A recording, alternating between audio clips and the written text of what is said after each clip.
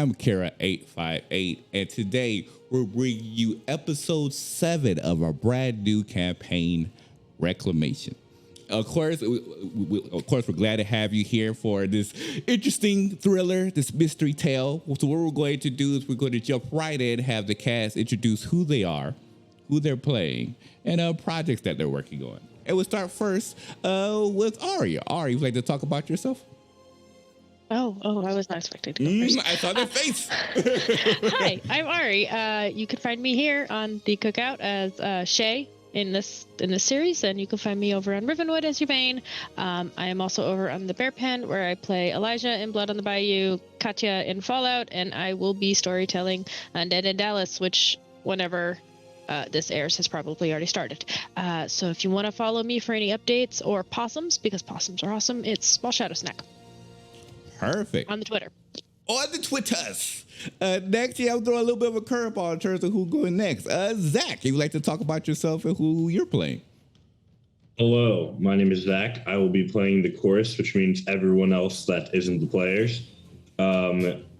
You cannot find me anywhere else because I live amongst the shadows. Wait, don't you have a YouTube that you just started? I mean, yes. Okay. Yes, but they cannot find me because I live amongst the shadows. Gotcha. Okay, it's incognito. I'm not even on Rivenwood, even though I am on Rivenwood. Reverse psychology. It's like I am invisible. Like, okay. All right, next, Ree, would like to talk about yourself, who you're playing, and projects you're working on. Hi everyone, I am at Big Dude Ray on all of the socials. I play many different characters on various shows at this point, and there is a new show coming out very soon. By the time you've seen this, I think it actually would have come out already over on the Rerolls Twitch channel, where you should definitely be checking out. If you want a full update on everything I'm doing, though, check out my Twitter page.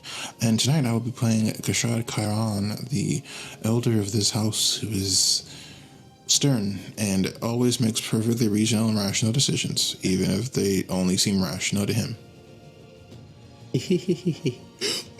Interesting.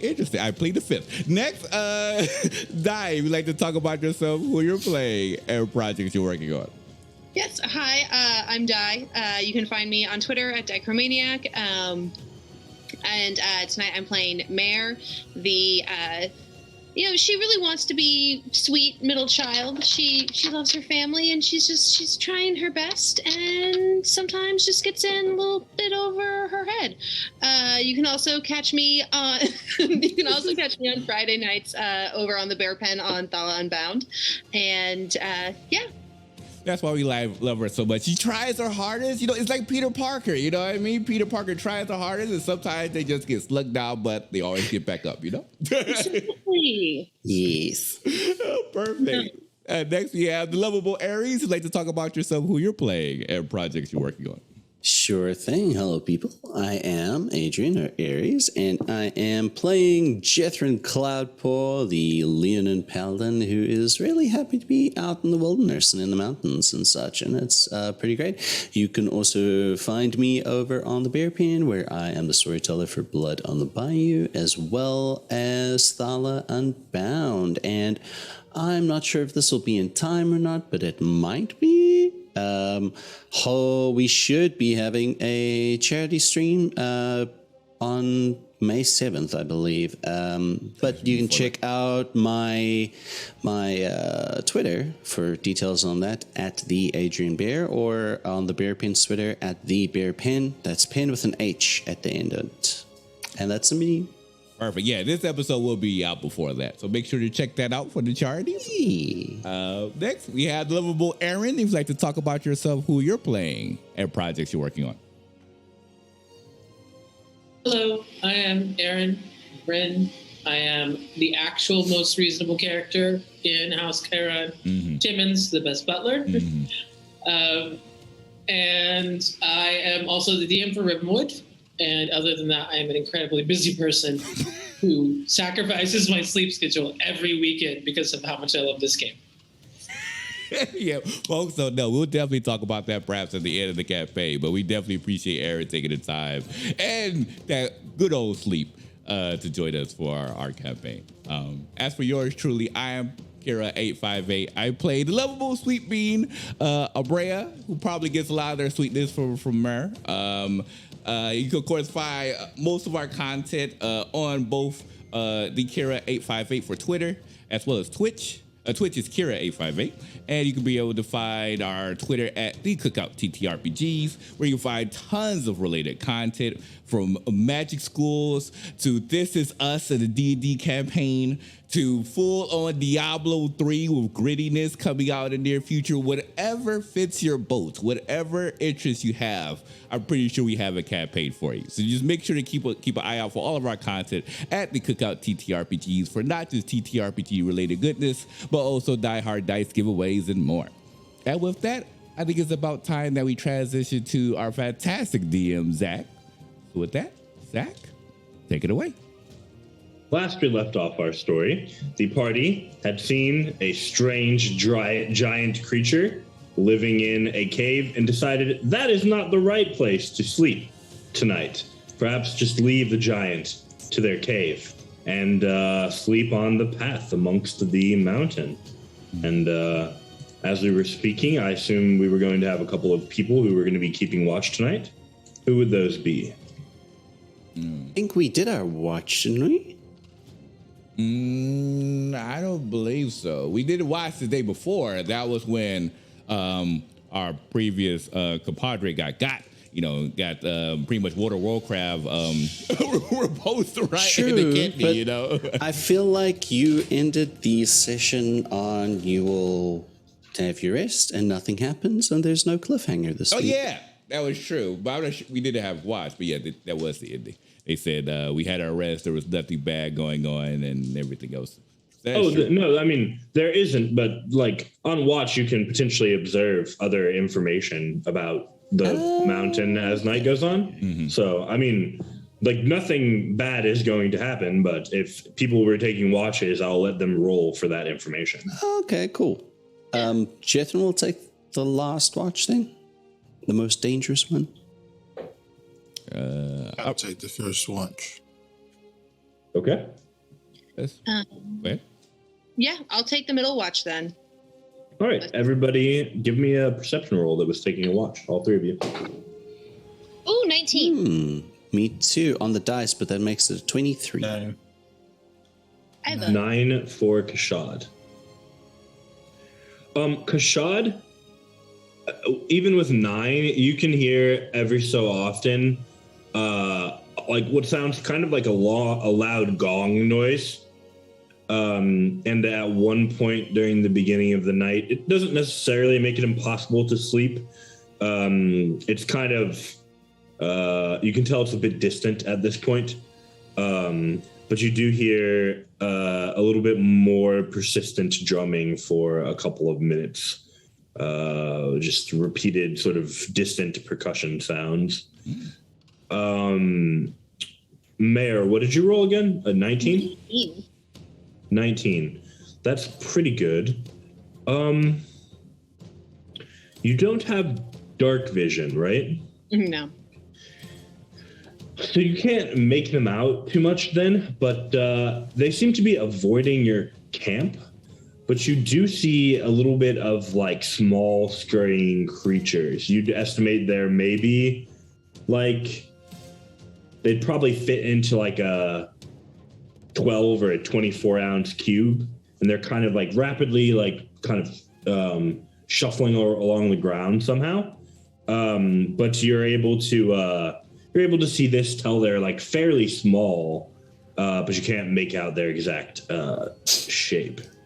Okay, but they seem like animals of some type, not like small humanoids or anything. They're just like, Is it squirrels perhaps? Something like that-ish maybe? A little bit bigger than a squirrel. Maybe like if you had like a really fat rabbit hopping around, but it's not hopping, it's like sliding along the ground almost. Okay. It's not a snake, but like kind of moving like a snake almost. All right. I'm the middle watching because Shad was taking the. I think Jethrin was the last. Okay. Jethrin, I'll relate that information to Jethrin. Makes sense. Over. Yeah. The shuffling animal. Mm-hmm. And what did you roll, Justin? You said 23? 22. 22. Still very good. Do you have dark vision? Mm-hmm. So you are able to make out, interestingly enough, it almost looks more like crabs. Which is not something that you'd especially expect to be here in the mountains, but it definitely seems like some kind of a crab shuffling around. And you notice that as light, towards the beginning of your watch, after an hour or two, light would be starting to kind of like peek over the horizon, like show up again. And you start seeing that again. And at that point, you never catch sight of them once enough light sort of starts peeking through the sky. They seem to have gone inactive. Thus implying that they're probably nocturnal. You would know that. And I would imagine there's a water source nearby. Certainly possible. Mm-hmm.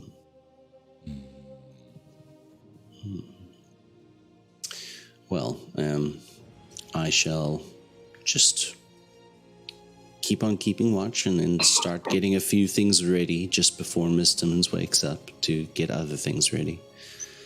Maybe restoke a little bit of a fire or something. And that perception check, once the light starts to bleed over the edges, before you kind of start waking everybody up like, hey, it's morning, we should get moving again. Before that point, you can see sort of like rocks starting to fall. Not in any sort of like, oh goodness, it's an avalanche, but just gentle like pebbles kind of flaking off. And you feel it a little bit as something large starts to move further up the mountain.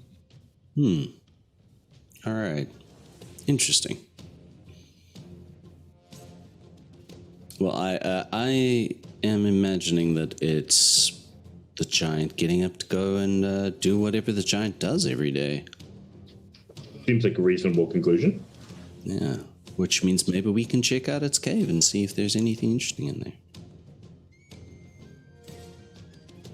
Either way, I will gently rouse Miss Timmons earlier than everyone else because I know that's what you would want. Instant blink into complete awareness. Hello, Sir Deathman. How was your watch? It was good. Interesting wildlife around here. There are, I'd call them some form of crab, I think, which makes me think maybe there's a water source in the mountain itself, perhaps.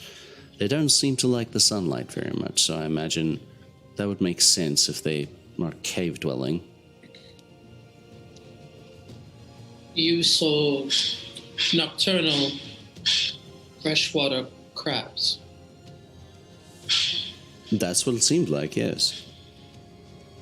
Fairly large. Not, I would say, large enough to cause a disturbance, but I imagine if there was a whole swarm of them coming at a person, you might feel a bit differently, but they didn't seem to pay us any mind. They seemed to be avoiding the camp, so. And it seems our giant friend, the green thing, is up and about and seems to be making its way out of its cave, so maybe we can take a look in there and just see if there's anything interesting. Who knows? Maybe this giant is of the friendly kind. I did last night take a look at the cave itself. Very simplistic. Not really much to see. Did have some sort of, what do you call it? Like a, was it a drum? Yeah. Okay. Did have some like sort of giant sized, but yeah. large drum. It seemed to be the only real feature of the cave. I didn't even see like a bed or nesting place. Well, at least we know it has a hobby. Maybe that's a way we could try and communicate. I have my flute and Mare has hers. Maybe we can try and, I don't know, make friends through a jam session, as they say. As you're talking, Timmons finishes brewing the first cups of coffee and passes you one. Thank you. I mean, I do find the idea of making musical friends intriguing. You know, if I had managed to pick up any form of giant before I had left, this would have been a heck of a lot easier, but we gotta go with what we have, I imagine. You know, I speak surprisingly quite a few languages at this point, and I have found use for none of them, so we shall see. That is the way it goes. That is the way it goes. You know why I, at least having more time with Abrea than I may have had with others, I wanted to teach him a bit of Leonin, so it's nice to be able to converse that way. Yes. Well, I'm not quite sure of all the things we're supposed to be collecting up here, but the giant's gone up. The path goes up. So either way, we're going to have to make sure we're out of its way when it's coming back down for the evening. Well, I did notice several paths that looked possible through climbing or hiking, even if we didn't take the path that is like the walking path. So I know that we would probably, given the state of some of our companions, prefer the easier path, but I think it might be a good idea to scout some various climbing routes. Very good. That makes a lot of sense. I think I should be all right climbing. I have a decent enough physique, and I do have these claws, which I very seldom put to use, so it should be helpful.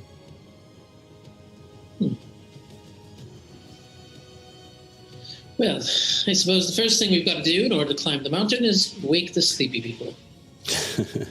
I've finished getting all the breakfast stuff ready, and I'll help wake up the rest of the party. Yeah. You notice that Shay has a small furry form sleeping quite literally directly on his face.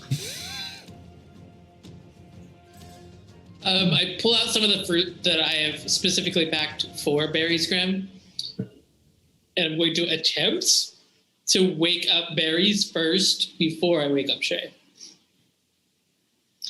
We're just going to do the thing where you, like, waft the fruit in front of its, like, nose to try and, like, get it up. How closely? Fairly closely. You see Barry's full attendance and goes from sleeping to full levels of alertness and just reaches up to grab the fruit directly from you and start eating. And then kind of like on the sleeping Shay, it climbs down off the face, walks down a little bit, and like ends up somewhere on his like love handle area, basically eating fruit. Well, I'm going to count that as a success. Shay, please wake up. He does the like tapping his face. Mary's. This morning. Oh, ow. Why are you on my hip? Oh, God. All right, I'll get up. I'm up. You just like try to scoop Barry's fruit and all up so he can sit up and not.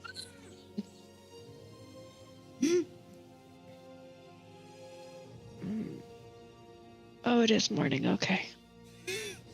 Give me 5 minutes, please. I assume that you'd want an extra strong cup of coffee, considering you can drink it again. Please and thank you. There's already one in your hands. Miss Timmons, you are a remarkable woman. Thank you very much. Just like sipping his coffee and like trying to process the fact that he's awake now. I'm definitely rousing Abrea.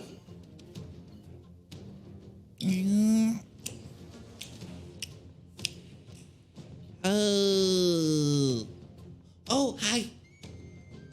Morning. Good morning. Are we about to go? Yes, after just a little bit of something to eat, as much as we can manage up here, and, yeah. Okay, I will be ready in a few minutes. I just have to stretch my legs and what was my morning routine? What's my morning routine? As Abrea begins to stretch, you hear a low rumbling, which sounds a bit odd because he's little and it's still kind of high pitched, but like like in the back of No Name Yet's throat.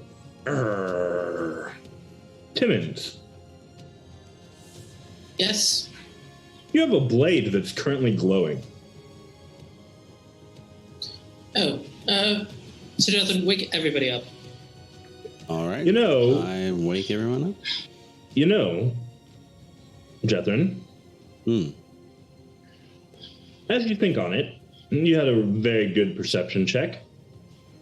Over a few moments after all of the activity, you start to realize that the footsteps aren't getting further away. They're getting closer. Ah. Ooh, okay. I think maybe the giant knows we're here, everybody. Upsies. Upsies, everyone. Oh, okay. And they'll go ahead and be like, I guess we'll worry about breakfast later, No Name Yet.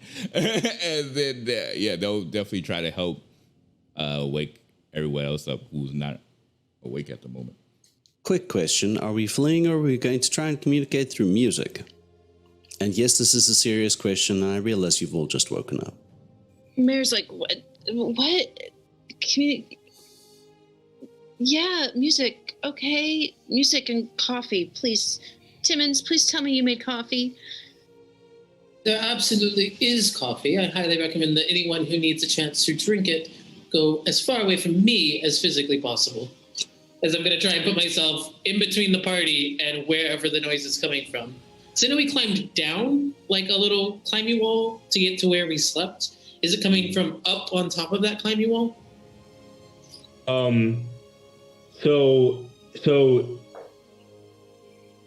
So being that you can't see it, you would assume that probably.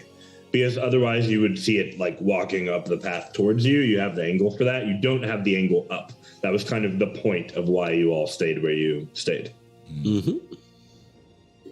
See this creature, but what do you think our chances are of defeating it successfully?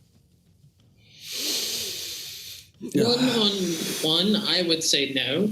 But as a group, probably. I mean, I've seen this group do some extraordinary things. But I thought we're going to try to sing to it and make friends with them. It plays the drums, so it might be responsive to music. It does own a drum. That is a true statement. Yeah, so they're smart. I'm still not entirely sure what's happening, but The green giant I saw before seems to be coming here. Timmons, we should. Yes.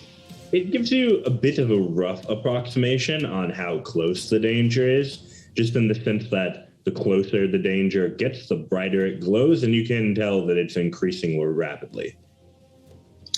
I don't think we're going to have a lot of time to have a conversation at the rate that this thing is coming this way. Do we have room to back up away from the base of this wall? Like, is there more path behind us, or? Sure, you can retreat back down the mountain. You'd be like leaving the way you came, essentially. But it's an avenue of retreat that's open currently. Are there any advantageous positions we could place ourselves on either side of whatever pathway there is to hide? There is a bend a bit away from the climbing wall where you could try to press yourself up and stealth against it. And if you were successful in doing so, in crouching and hiding, then they wouldn't be able to see you from above, but it's like possible. It's a sort of how well you're hiding versus how well they're able to spot you. I don't think we can position. outwalk a giant. Big legs. No, I like the idea. We can try to make friends before we resort to violence. I think we should make the attempt at least. Push yourselves against the wall. It would be best not to encounter this thing at all. If that is unavoidable, we will attempt to communicate with it, and if that does not work, we will do what must be done.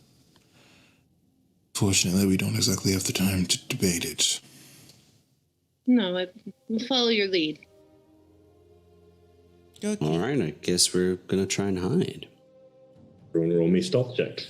Timmons, are you still going to be sort of up front? Or are you going to go with the others? No, I'm going to stay up front. Okay. Ooh, dirty 20. 16. Oh, sorry, not dirty 20. That was wrong. 17. I was looking at survival, not stealth. 17. Okay. 25. 20, 25, 17. 18 for the shot. 13. That's a 10. As a whole, the party is successful in hiding. Timmons is hidden separately from you very well. Timmons, you can see the face of a blue giant peer over the side of the climbing wall. Whoa, and you hear in Goblin, "What doing? Huh?" Sorry, did you say blue? No, that was Aaron asking Zach. Did you say blue? Huh? Okay. Technically speaking, talking was on the list. Where go? Hmm? Am I far enough away from the party that if I draw attention to myself, I'm still not giving them away? Oh, yeah, you were intentionally separating yourself, for sure. Cool. I will answer in Goblin. I am here. Who are you? Words you can't understand. Talk weird. Words you can't understand. Where go? More words you can't understand. You realize they're speaking a different language. It's just that some of it is roughly similar. Sure.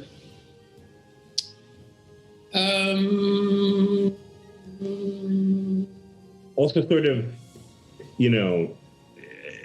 difficulty increased based on your abilities in Goblin. Still being like, what did we say you're at? I'm Like a 6 out of 10? prodigy. I'm a prodigy, I will have you know. I'm at least a 6 out of 10. Right, I think we said you're at like 6 out of 10 though, which isn't quite mastery. So 6 out of 10, so you're at B1 level. That's pretty good. Hey, if I were 6 out of 10 out of the language that I'm currently trying to learn in my real life, I'd be very happy. no, it's like pretty good. You're understanding most of the essence, you think, of what's being said. I will step out from my otherwise perfectly good hiding spot so that I'm visible. But I want to be like, if the blue giant dropped down, I would not be underneath it. For sure. Oh, hello.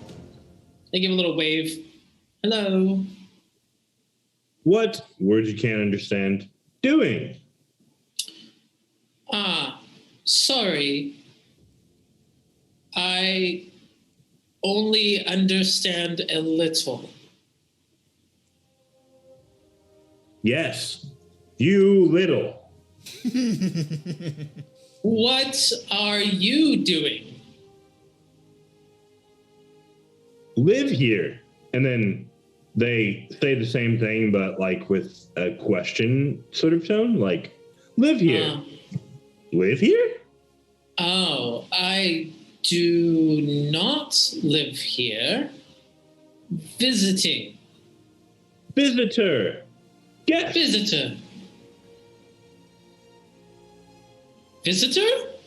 Guest? Guest? I'm trying to do the same, like, inflect back, like... Like Yes. Fry. Like Fry. Okay. Guest. Friends? Yes. Come cave. Want deer?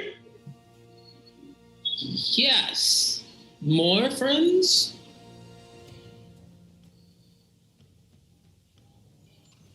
No, just us. Kind of like points at the two people that they're aware of and can see. Me? You. Me, you, more friends. And then I'm going to call back in Daragonian, because I never get to use it, and I gotta assume somebody else speaks, given that we live there. I imagine that's what we're speaking most of the time when we're at home. I have Common and Daragonian as two separate languages, so I'm not sure. Yeah. They are separate languages. But people in Daragonia would all know Daragonian. Many people know Common, but there would be like some commoners that wouldn't even know Common potentially. So I'll throw Daragonian. I'll throw Daragonian over my shoulder and be like, well, I seem to have found a new friend in a large blue giant that is offering me, at least, some deer as a guest. Weird words. I was right. I might be right. Maybe we can have a jam session. Weird I'm going to slowly, with my hands up waving, walk forward. More friends. I don't speak your language. I'm sorry.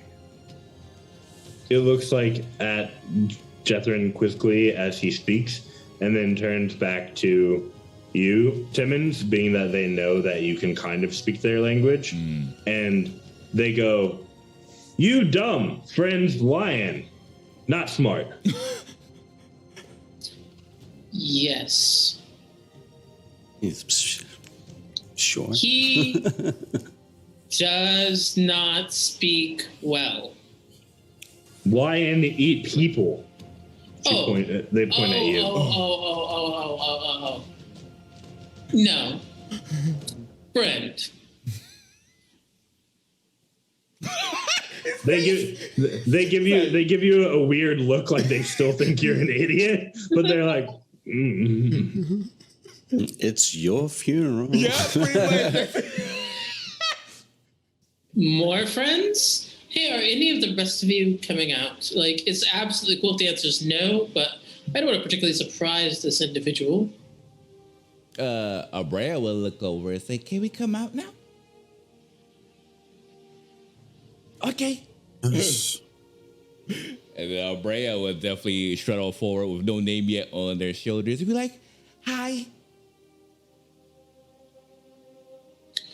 More friends. Listen, if all of you can either come out or not come out, I think either option is fine, but like one of them should be done.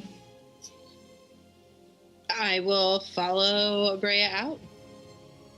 Is anyone remaining behind? That's the question. Is anyone staying stealthed? No. Don't think so. This blue giant looks down at you, and in words that only Timmons can understand, they kind of like scratch their chin a bit, and then like kind of pat the back of their head, and they're like, "Need more deer." Yeah. Probably. That was everything. I have a question. Now that I can see the giant, do I recognize the type of giant?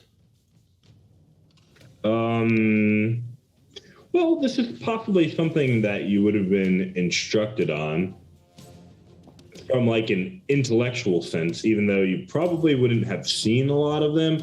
How you were like 12 when you left, right? Or something? Yeah. So it's unlikely you would have been like part of a defense force or any sort of like hunting expeditions, but probably like some theoretical knowledge. So what we'll say give you is academics a thing?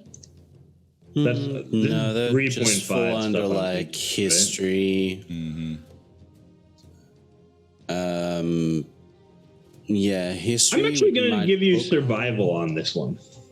Okay, yeah, I'll do that. Because this is more like recognizing like different types of creatures in a sense. Nah, he was just more jazzed about like working out so he could win the competition to become the next steward. Because I rolled a 5. So it goes. Abrea will look towards Timmons and be like, should I give him a good berry? Good berry is normally a good way to introduce people through food. We also have food, I tell the giant. We can share. No seafood, but they shrug. To be fair, there probably is the breakfast stuff still out because we were just like, oh, hey, we gotta hide now. Imagine there's some food around. Ah, that's probably true.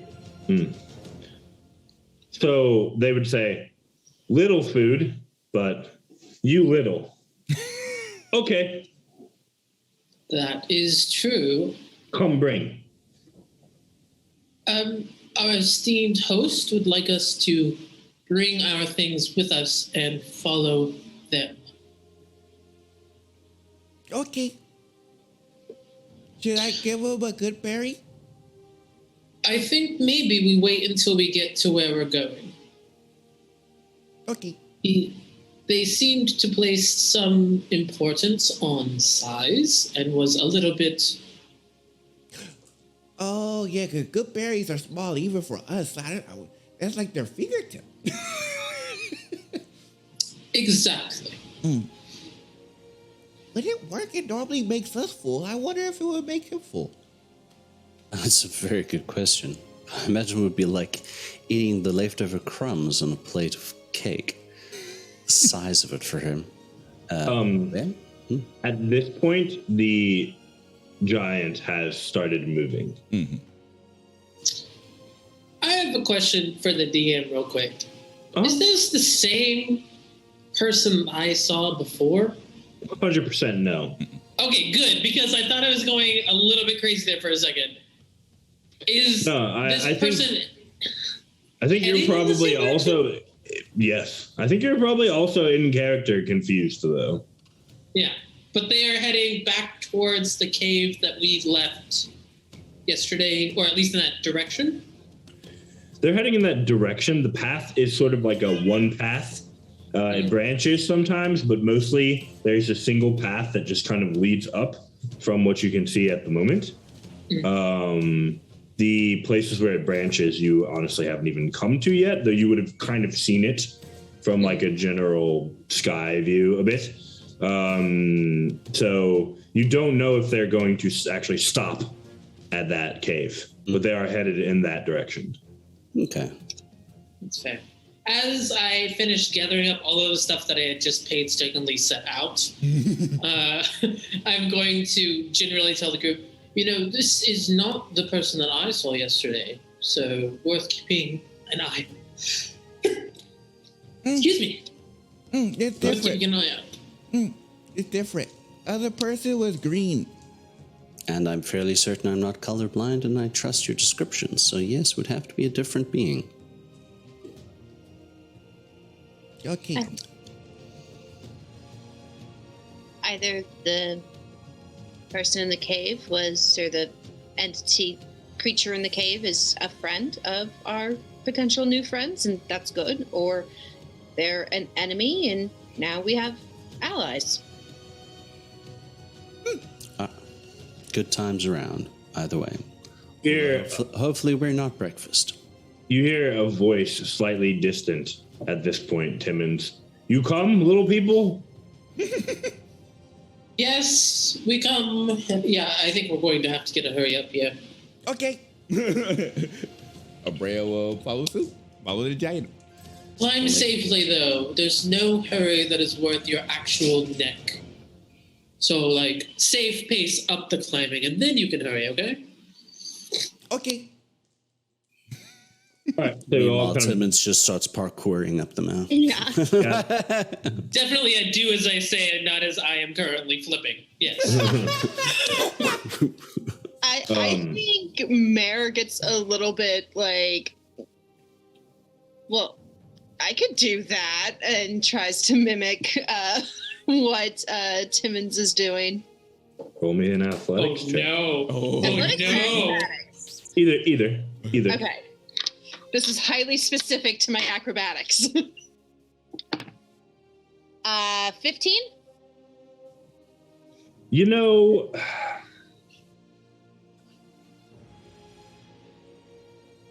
it's not bad. Like, it's clear that Mare is trying to move her body in the same way. Timmons has many more years of practice. So it's equivalent movements, but with more jerkiness, if that makes sense. Yeah. Less practiced, yeah. Yeah. Brea will look towards Shay and be like, you want to try? Like, if you imagine someone doing gymnastics, right? And they're like trying to flip themselves over the bar, you might be strong enough to do it. But if you haven't done it thousands of times, you're going to look weird like when you try to do the flip over the bar. Yeah. Yeah, Brea looks to Shay, be like, you want to try it? Let's try flip too. I rather would not. It's just I do not advise it, but I cannot stop you if you wish to do so. He's just like, no, I'm going. But maybe I can. We're on a mountain. Let's go. I want to give it a try. And Brea's going to try to flip too. Yeah. Mary started. do not roll a natural one, my friends. I am actively getting ready to jump and catch and duck roll with this child. What did I just tell you? It was they were perfectly good with following instructions, and then they saw Bird do it. Like, oh, okay, I guess that's what we're doing. Anything Mare can do, I can do better. Oh, okay. So I got a 14 on the die. That is plus 7, 21. Damn. For acrobatics? Jeez. Not like Timmons does it. Very well, but also very excitable and exaggerated. Expending probably way more energy than necessary, but accomplishing the task extremely well. Yeah, I think it's also excitement because Brea still remembers their kata techniques before from the previous session, so it's kind of like they feel like it's also a corporation of that as well. So yeah, they're enjoying it. I'm just trying to keep up. This one's kind of more like watching someone that's like new to gymnastics trying to do a floor routine. Like, floor routine, that looks cool. Let me do some backflips, and now I'm going to do a couple cartwheels, and like, let's dance a little bit, and then, what is happening? That like.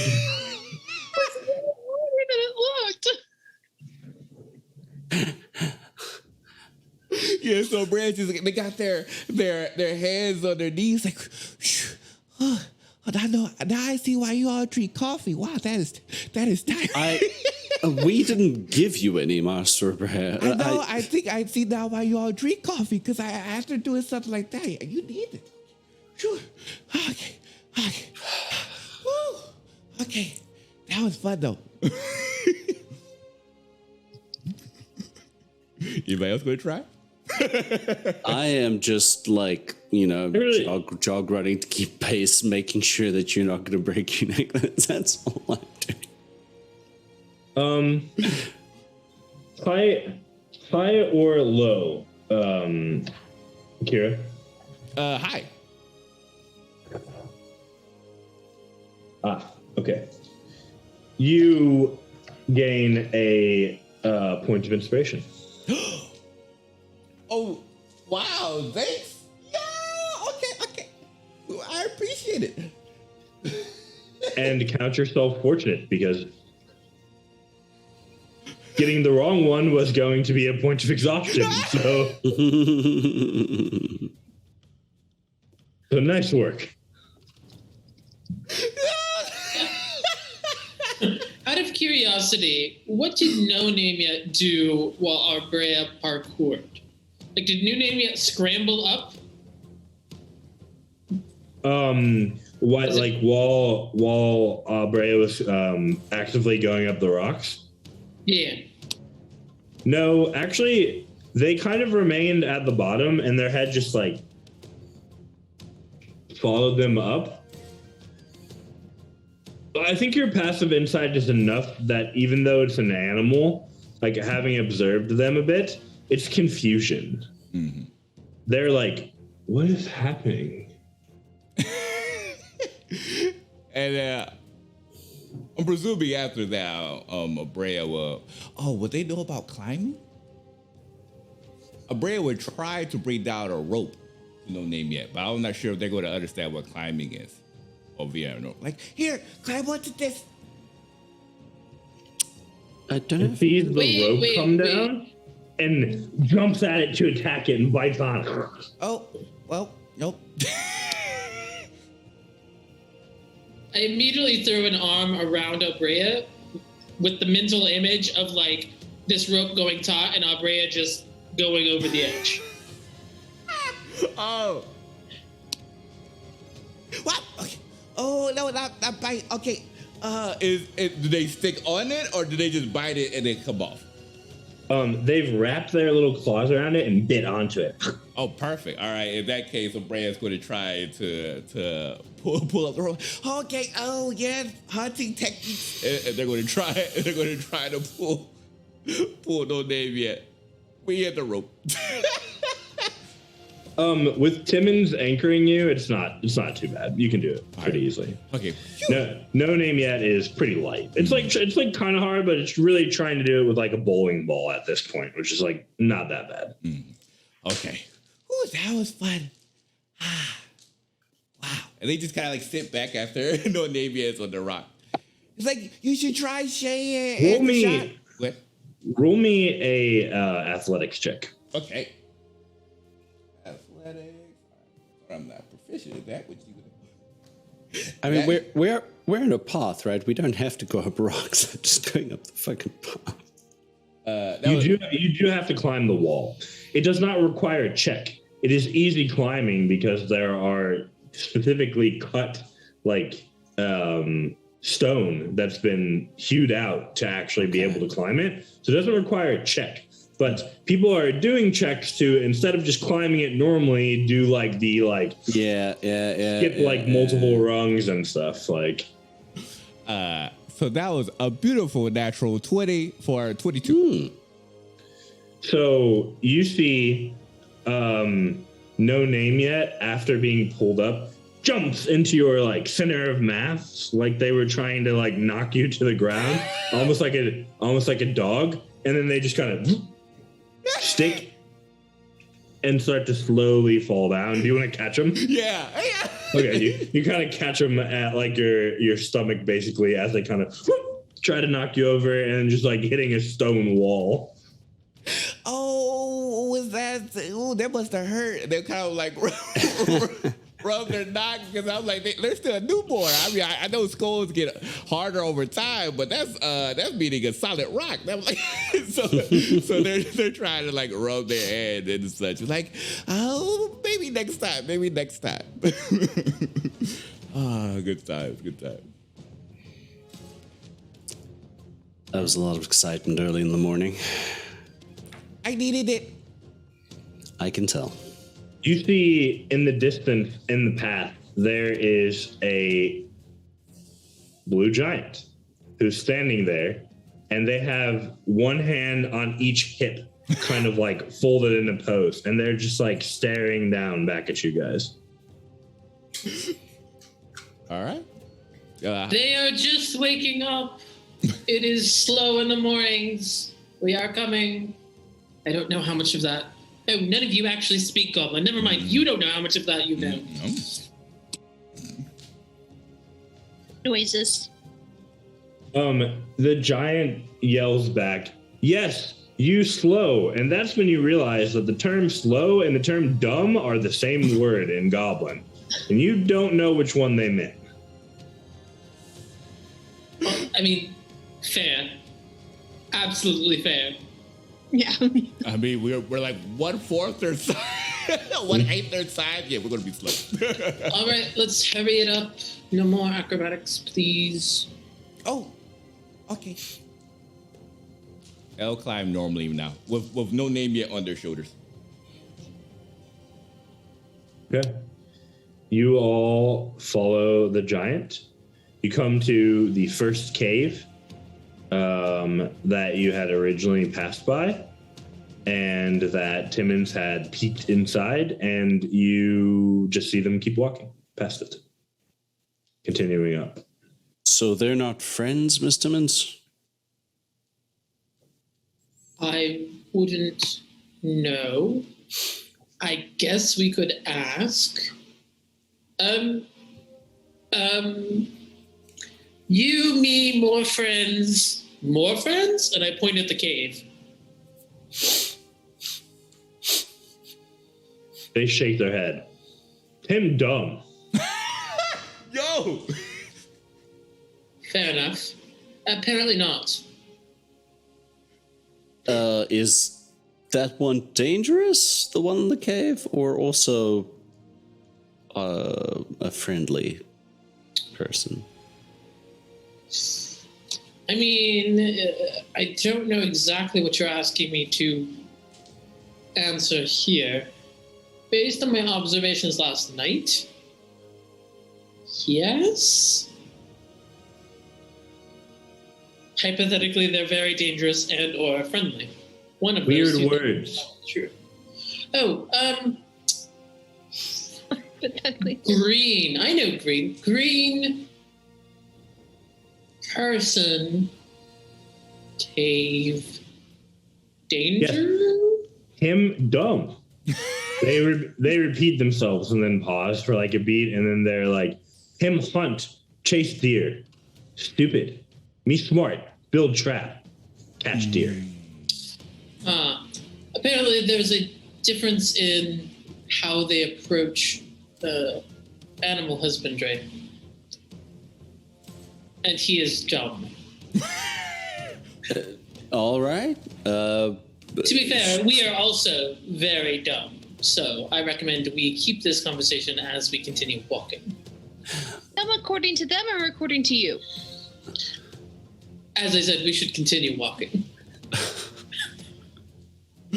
While walking, just to be on the safe side, however, Brand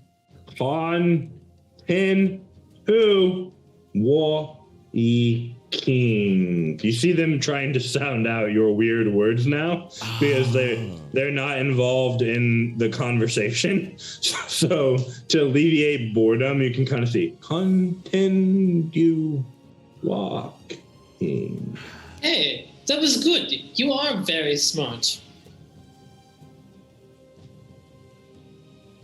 Very. Yeah.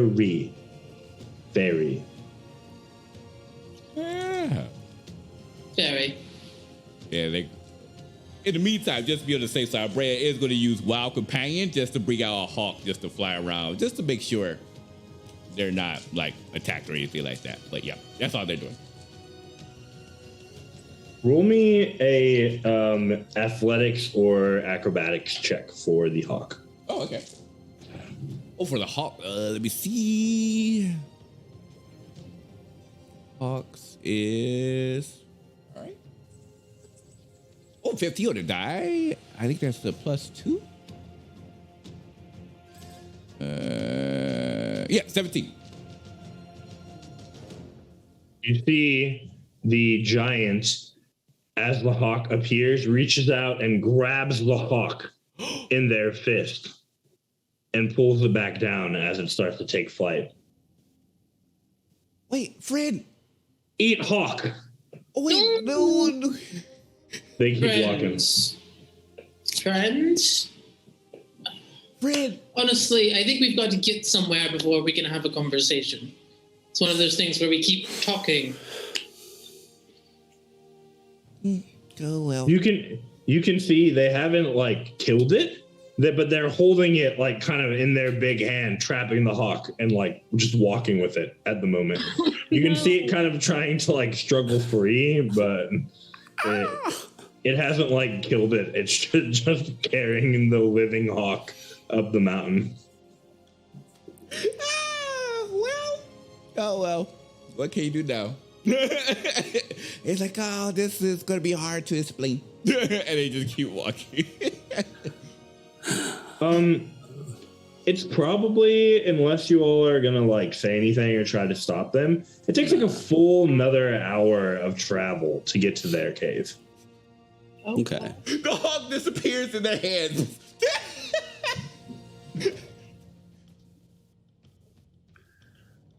But on this whole hour of travel, we're still going in the relative direction that we eventually want to be, yeah? Yeah.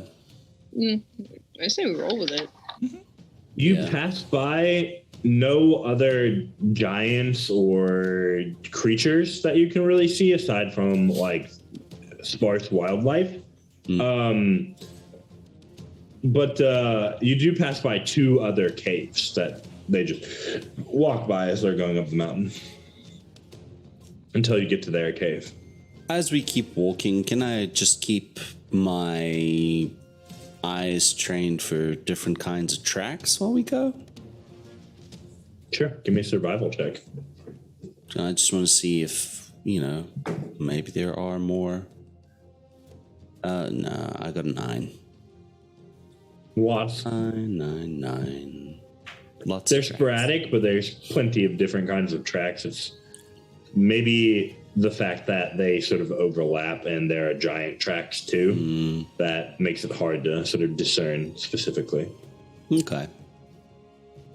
I have a DM question. After we sort of made friends with the giant, did the dagger stop glowing? Yes.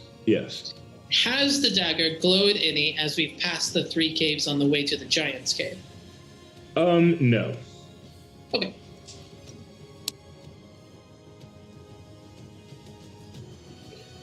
But I think you would know that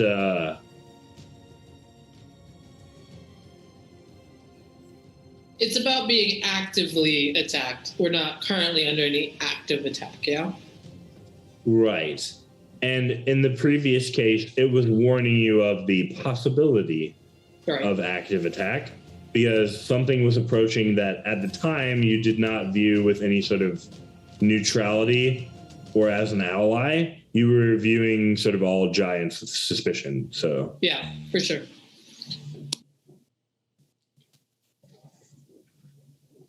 But yeah, you all reach the mouth of the cave, and they sort of gesture and say to Timmons, who they now realize is the one who can actually kind of speak to them, "Guests, come in."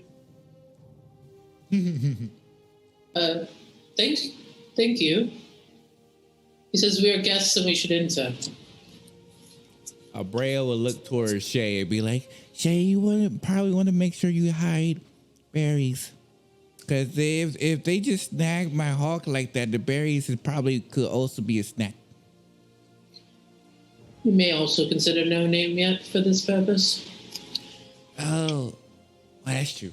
And he just kind of like lowers his like the collar of his hood a little bit, and Barry's is like sitting inside of it. And they'll put no name yet, like probably like their backpack, to where like they just like riding on their back. You just see like their head like on top of Abrea's shoulder. You all go inside? Yeah. On the inside of this cave, you see a bed made of straw, fit for a giant. There is a chest, and actually what appears to be a very crudely constructed from wood wardrobe, where you see 2 more shirts in addition to the one that they're wearing, but also you see 2 large-sized dresses, one of a gray color and one of sort of a muddy brown color.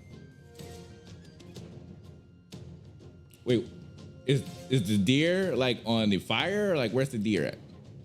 There is basically like a spit roast campfire in the center of the cave, and at the moment the deer is lying dead and prepared for the spit roast on a hook on the side of the cave. It was not actively being cooked because there was no one here to consume it. So it was sort of like food that they caught, kind of prepared, and you gather probably like saved for later, so to speak. Looks like our new friend has another friend, or perhaps the dresses are for them. I'm not entirely sure. Names would probably be a good place to start. That would be so wonderful. Hello, I switch back to Goblin. My name is Timmons. Min. Perfect. Your name is what? Aga. Aga. Aga. Their name is Aga.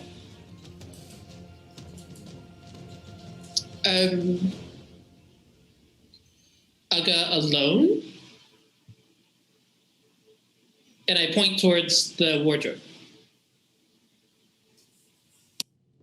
Aga alone. Aga closed. No alone. Friends. She like points at all of you. Guests. Yes, friends, guests. They seem a bit confused by the combination of questions, because you're asking if they're alone, to which they point you all out and say they're clearly not alone. Right. But you asked about the wardrobe as well, and they said, my clothes. Okay. I think that all of the clothes there are hers, and I don't want to introduce you if you're not comfortable with it. Is everyone okay with being introduced? Of course, Aga seems very friendly. I kind of look over to Kashad a little bit and try to catch his eye, try and see what his lead here is. God will wave to indicate it is fine. He is distracted with something else.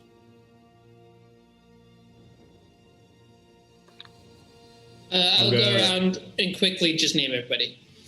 Aga begins putting the deer onto the spit roast and lighting a fire as you do so. And this is Mr. Kashad. He is the head of our house. Friends. She kind of nods. Leader? She nods. Okay.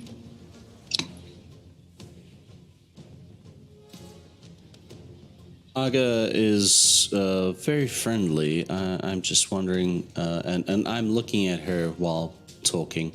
How long have you lived on the mountain, Aga? Obviously, hoping Timmons will translate for me. Yeah, I immediately try to translate with my goblin.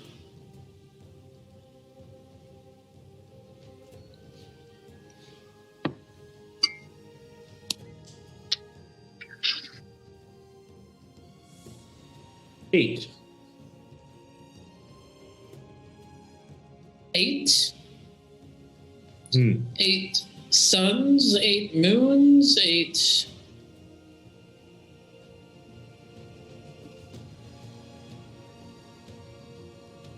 Aga don't know. Oh. Well, I guess it's 8, but seems very unclear about that's 8 what exactly. I'm gonna go with probably at least years. Fair. Right? I don't know that much about the life cycles of giants, unfortunately, or how long they live, or how long it takes for them to reach maturity. Yeah, DM, if I were gonna just like guesstimate, like, does Aga look like a child or like an adult or like an elderly? Like, just 3 very broad categories. Roll me insight with disadvantage. What else do we notice around this cabin other than the wardrobe with clothes and like how I guess I want to feel like a feel of like how sophisticated her life is in a sense.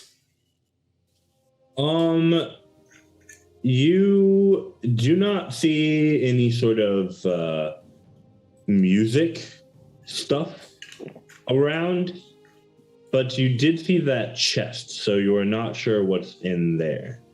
Okay.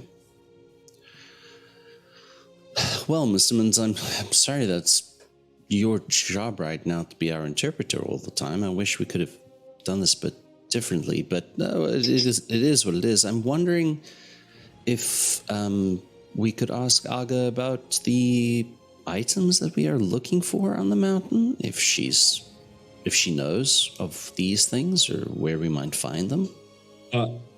You can tell that Aga is an adult. Timmons, you'd estimate that were you to convert like the lines and shape of her face into human years, she'd be like 30s in human years. You're not sure if that precisely translates or not, but definitely an adult based on that. Gotcha. Well, Sir Jethrin, I find that it is often my role to translate, even though usually it's into the same language. I can ask about... Language. I say language in Goblin, and then repeat it back in Common. Language.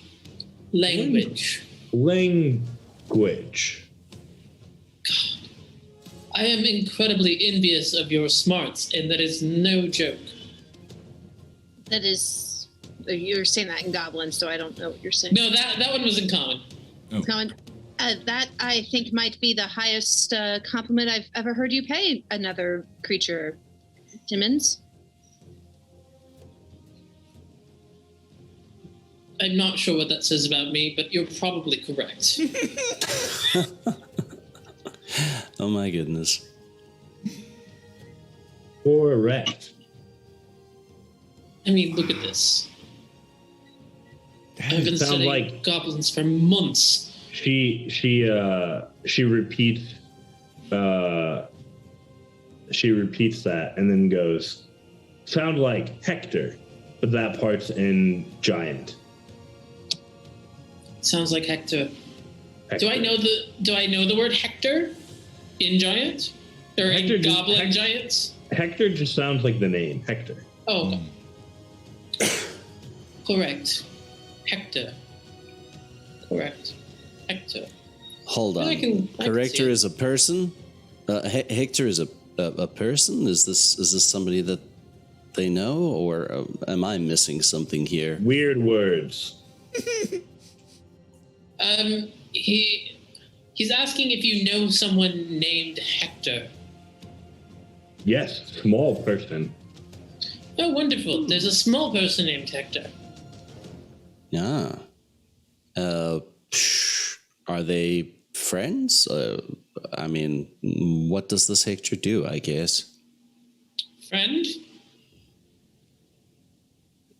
Hector come mountain and Hector leave. A long time ago? 2? 2 years. If 8 is 8 years, then 2 years ago, Hector has left. If it is decades, then it is decades, whatever the counting measure is. So, a quarter of the amount of time that Uga has been here ago, Hector left. Interesting. Do I know of any person in, like, history that is a Hector that is notable? Interesting question. I mean, it could be just a random guy, right? But it could also be like the heir of kings. Roll me a history check. You know.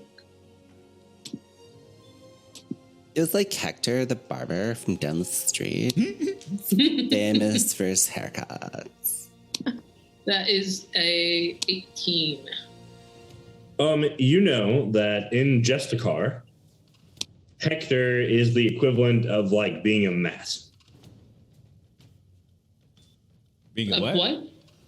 Being a mat, like it's an exceptionally common name in Justicar. Okay. So it's like there's probably a couple of notable history figures. You wouldn't know a lot about them because they'd be Justicarian, but you also know it's an exceptionally common name there, so it could have been any Hector.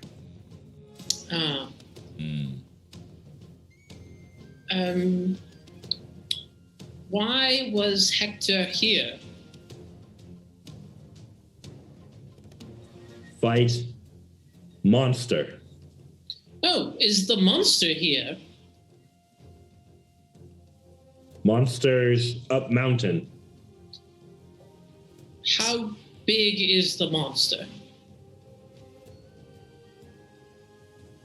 Not one. Mini monster up mountain. That's why Aga live here. I turn to the group and I'm like, well, good news, bad news. Good news, there's more mountains to discover. Bad news, there's also monsters there, and it is a sufficient enough number of them that Aga does not live further up the mountain. That's good to know. So being careful is what we need. If the monsters weren't there, would Aga like to live further up the mountain? Weird words. I have translated. Oh.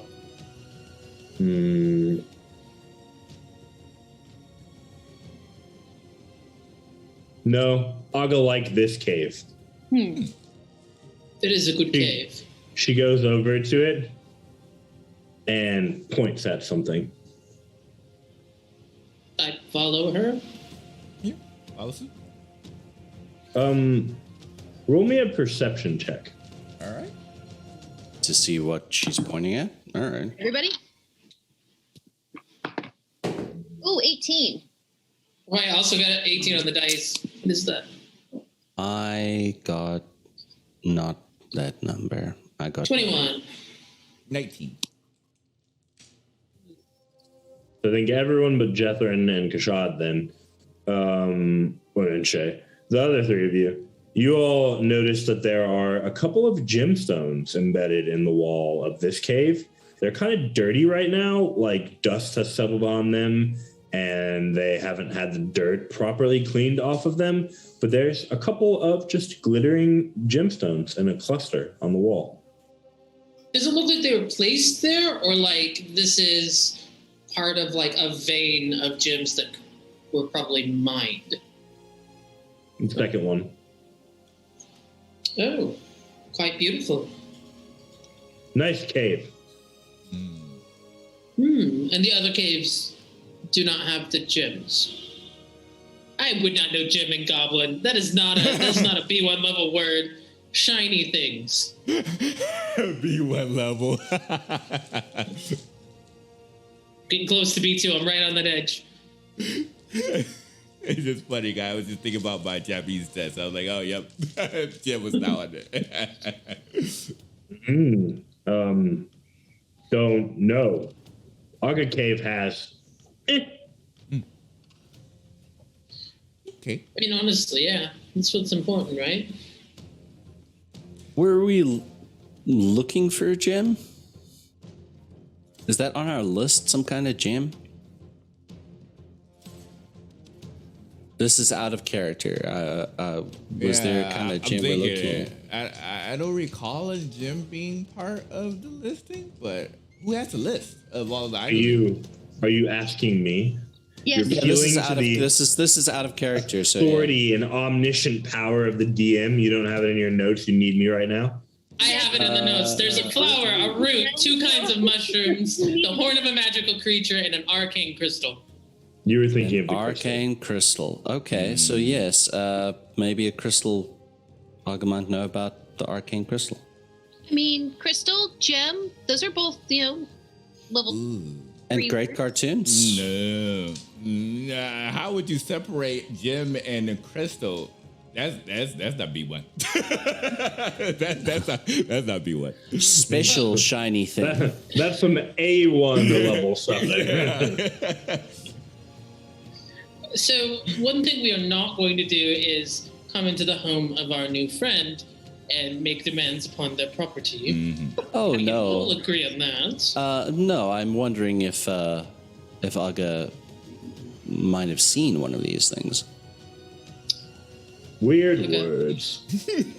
Aga, are there more other shiny By things? the way, she has said that particular phrase enough times that you are all now picking up on it. Like, Yeah. she keeps repeating something. She's like, Giraton. Giraton. Giraton. Yeah. I mean, the one word we pick up from this entire event is just that one statement. Weird words. Everyone gets 2 words of proficiency in giant. That's Yeah. it. And words. That Have old you- 0.01 out of 10. Sorry, go ahead, Timmons. Okay. Have you seen other shiny things outside of the caves?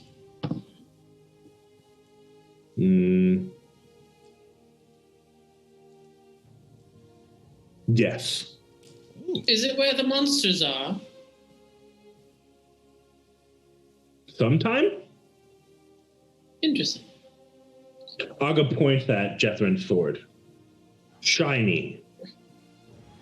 Oh. There's a little bit of confusion. I switched back into Daragodian. There's a little bit of confusion over what exactly constitutes something shiny. But apparently, she's also seen metal around. Shiny rocks? Maybe that will work as a translation, Miss Timmons? Shiny rocks? Magic rocks? I don't know what her perception of magic might be. I'll Magic? say you can know the goblin word for magic if they happen to be the same, because Greta knows magic, so Reggie would That have is- taught it to you. That is fair. Okay, I'll try the word magic. I haven't used it yet. So I'll just be like, magic? Magic rocks? Aha! Magic. She goes to her chest, pulls out a large little knapsack bag thing, sets it down, takes out some powder, rubs it between her hands, clap, and then you see like a flash, just like a brief flash of light.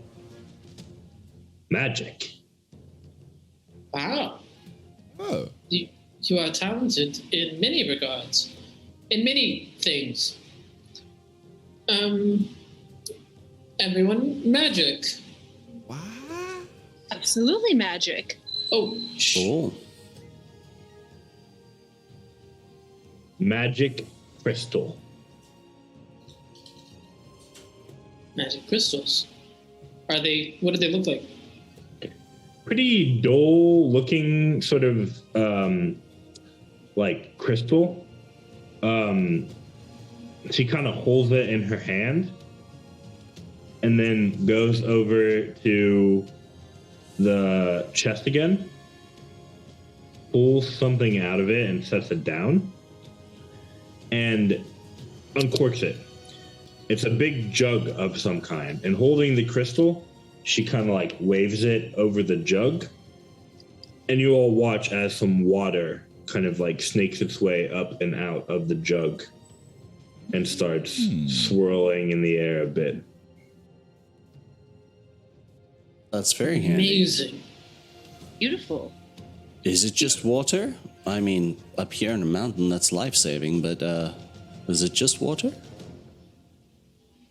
Weird words. For someone with apparent like actual training, like not only could she pick up language incredibly quickly, but like she's got a latent talent for using magical items at least. Indeed. I am glad that we are making friends with her. Seems like someone we'd perhaps a guide on her if she's willing to go up. She doesn't seem like it, but But what can we provide her? Because I really don't like the idea of just making this a Oh, sorry, Ugo, one moment. I just hold up like a finger and switch to Goblin for a second and then switch back. I really don't like the idea of like just taking a bunch of knowledge and information from her and not giving something in return. No, I agree, absolutely. Can I give the good berry? Or maybe flowers, and they'll open up their hands, and then a range of flowers just appear. Would they like these? Possibly. And Abrea will point their hands towards the giant, and they create a few more that actually go across their wrist of different variety. You'll see like irises, you'll see lavenders, you'll see a variety of different flowers. Hopefully, some that maybe are not on this mountain. To help give it like a nice rarity to it, and try to present it. How big do you make the flower buds? As big as I can. I'm not, oh yeah, they don't really say like the size of how big a flower I can make. So as big as they can. If they could, they'll actually try to decorate the actual the cave with like large size flowers.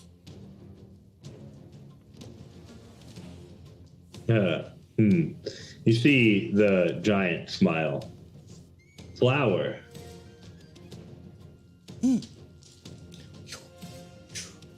Magic flower. Magic flower. Stay long? I don't know. We are searching, looking for several things. And if we can help, we are also helping. Magic flower? Stay long? Abrea, how long does your flowers last? So I think they last. They don't go away. I don't think. I think they just stay so long as. Oh, but some of the flowers are not naturally born from the mountains, so I'm not sure.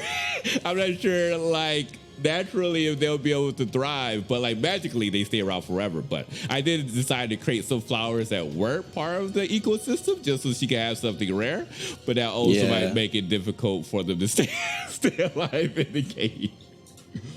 But yeah, they should stay alive as long as you flowers them and waters them and takes care of them. Yes, sort of. Like flower. 6. 6. Yeah, 6. 5, 6. Hold on, she thought 8. 5, 6 days. Like flower. Like flower.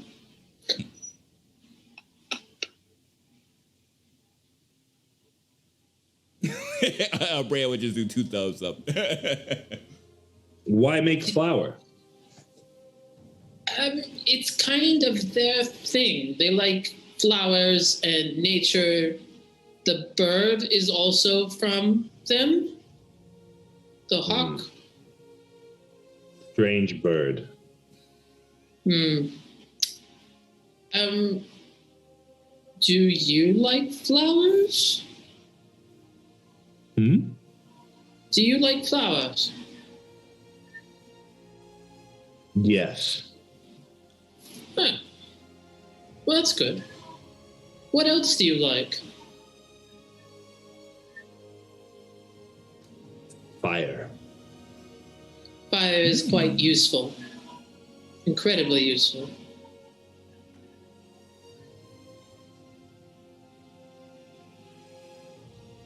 Light? Light, also quite good.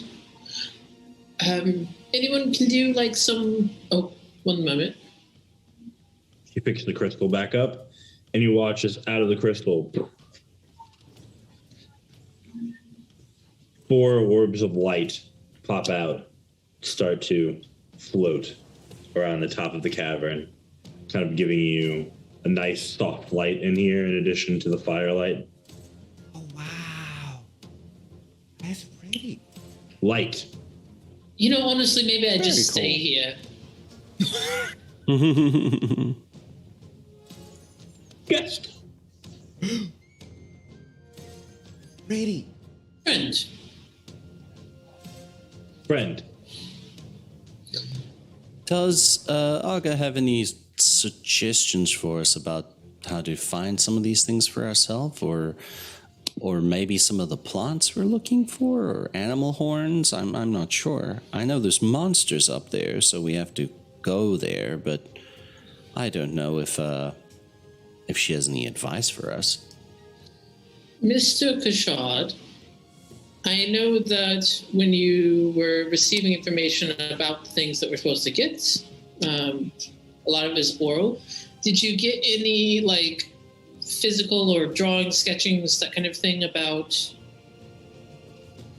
what we're looking for? Or can you make minor illusion or something to show them, like...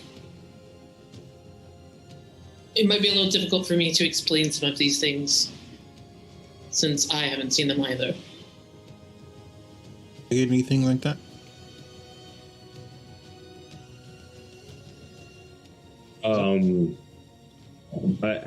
You haven't seen them directly. You just have descriptions of them. Like component-wise. Based on descriptions, do I think I can make an image of them? You don't know if you'll you can try to simulate the properties in the image that you show. You just don't know if it'll be like exact. Okay, you will. But like you can minor illusion. Okay.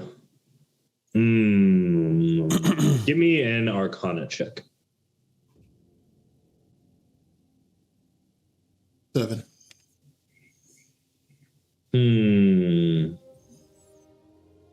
You go through them, and when you get to one of the types of mushrooms, Aga goes, "Stop." Stop. Up. Mushroom.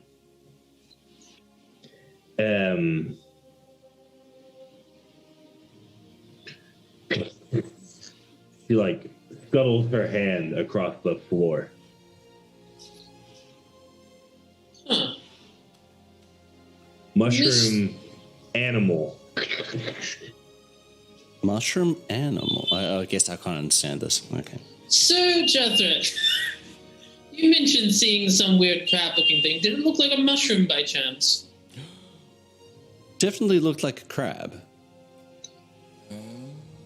I'm gonna try and draw out the crab thing I saw. Does anybody have a piece of paper for me? Or, I mean, I don't know if this floor is dirtier. She seems quite clean about things, so I doubt it. Does anybody have a piece of paper I handy? can take a piece of paper from my version 2.0 of my animal guide for the Slate Wing.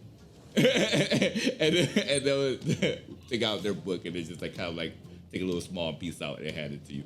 Here you go. And a pencil. Thank you very much. Sir. I'm going to attempt to draw the crab to see how well I do. What would this be? Yeah. What kind of check is this?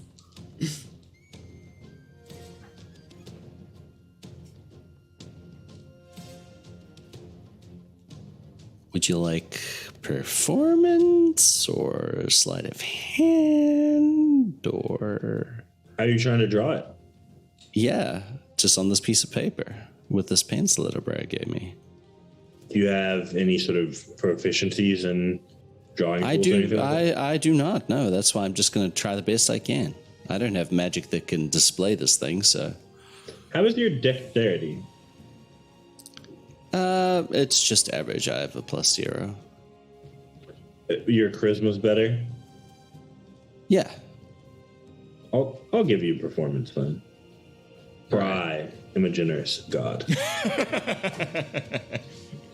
11. It's not a stick figure. Mushroom crab. Mushroom crab? Weird. And you said they were nocturnal. I feel like that fits a mushroom theme. Yeah.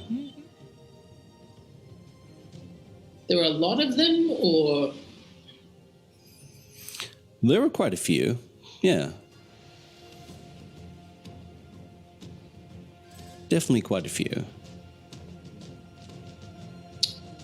I will tell Aga that we saw quite a few down the valley last night. Mushroom crab. Mini crab, mini mushroom. Mini crab, mini mushroom. You take crab. Oh. If you take the mushroom, the crabs attack. Interesting. Why All would we right. use mushroom? I'm now imagining like a little holy order of crab paladins solemnly sworn to defend the mushrooms at all costs. Wait, were we supposed to be DM? Were we supposed to be getting the mushrooms? That is one of the ingredients That's one on of the your ingredients. list. Okay, that's right. Okay. These are components that Lady Talia wanted to experiment with. Okay. So she was offering, I think it was it 5,000 gold, Kashad? The base reward. Yeah, between 5 and 40. Yeah, that's the range, 5 to 40. So the 5 was like go and collect me like some bits of the basic components, and then it was like so that would have been the flower, the root, and the mushrooms, and then it would have been like if you get the horns from the magic creature, that adds on a bit, and then if you get everything with the horns and including the arcane crystal, all of the batches of ingredients for testing, that was the 40,000.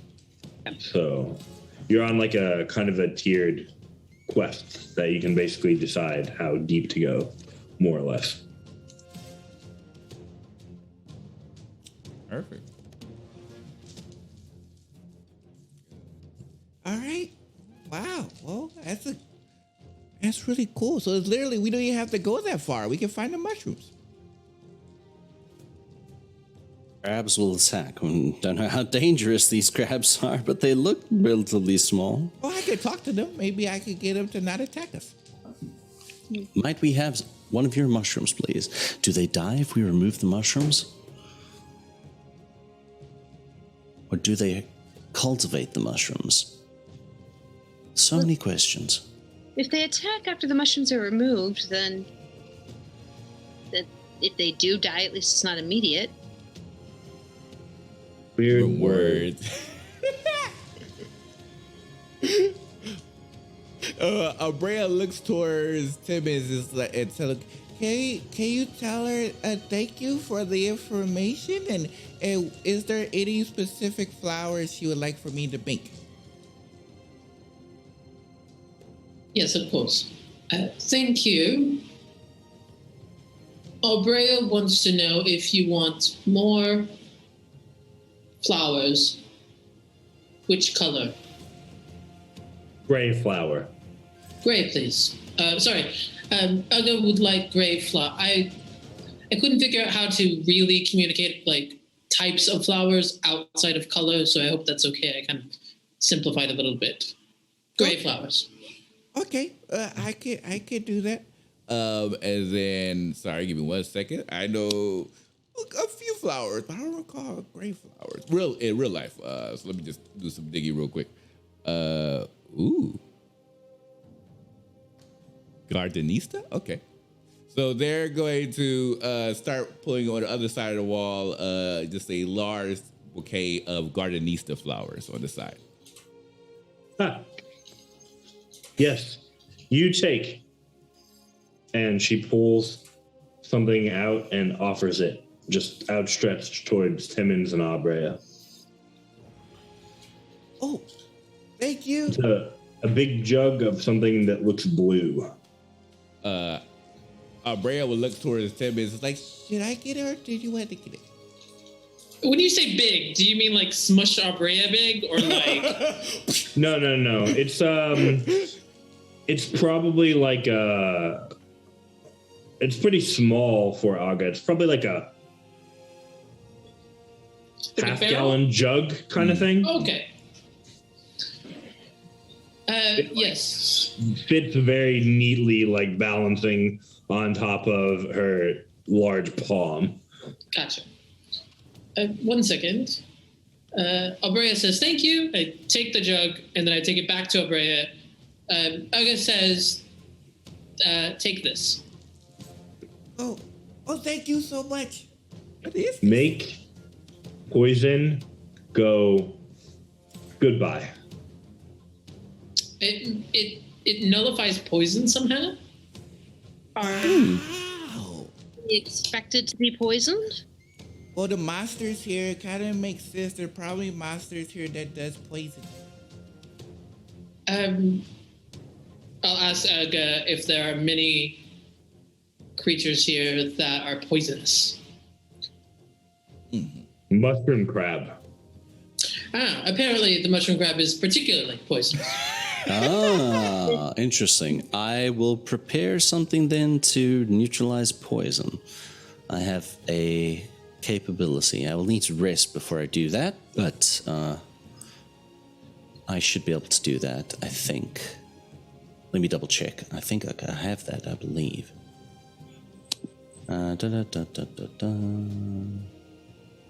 Thank you so much. And What? I thought I had that. Oh, no, it's just for food and drink. It's not for people. Whoopsie. a purified food. I can detect poison, and then I can purify the food and drink. Different. Although I can... My divine sense does... not divine sense. The healing hands can end disease. Can it end poison? Let me check. I thought Actually, it I did, think- right? I think it does. Yeah, I think 5 points from lay on hands cure poison, I believe. Disease and poison, I believe. Yes, it can neutralize the poison affecting the creature. Great. Yeah. Yes. Okay, good. Excellent. It's always helpful when I can use my capabilities for potential healing if we are saved of having to use them for curing poison. Friend, you bring some mushroom? I think so, yes. Make more. She points at the little jug. With the mushrooms, you can make more antidote for poison, I guess.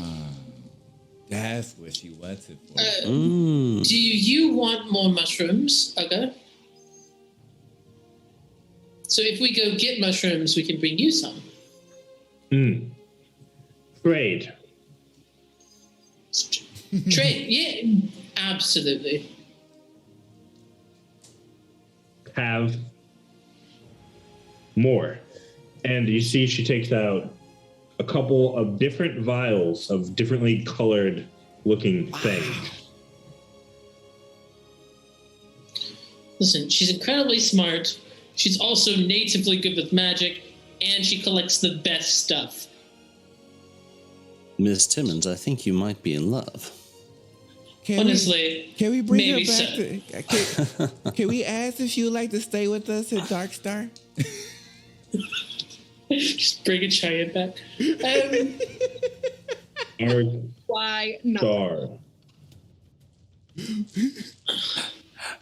I think that's more of a second date kind of conversation, not the first one. You know what I mean? Like rushing into a U-Haul situation very quickly.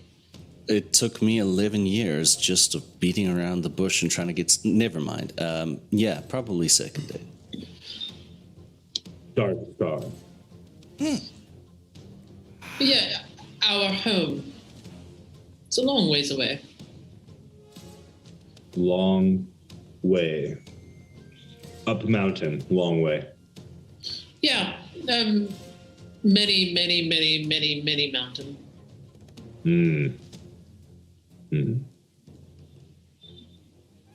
What is this? And I point at the vials.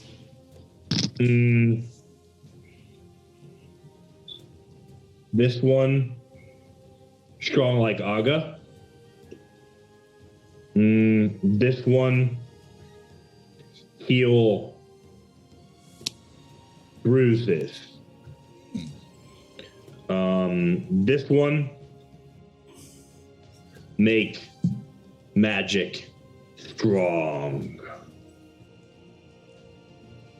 Interesting. Wow.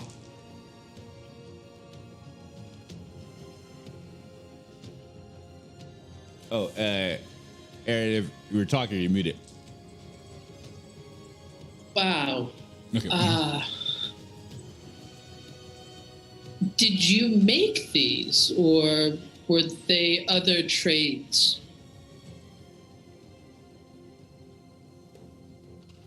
Hi, Mick.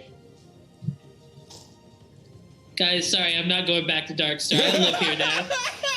We have lost him. We have lost him.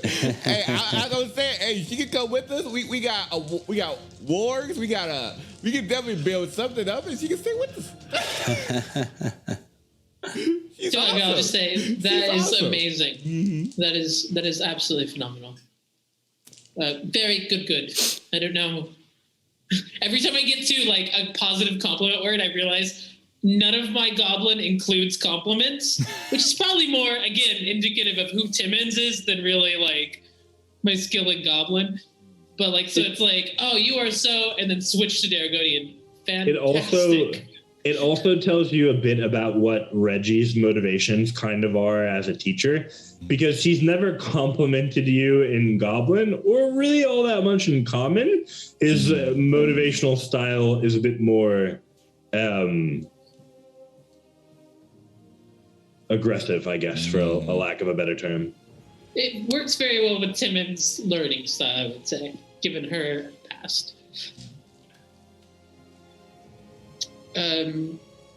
So that is amazing. Good.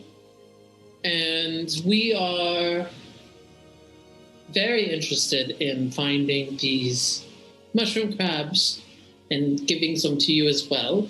Is there anything else you want us to help you with?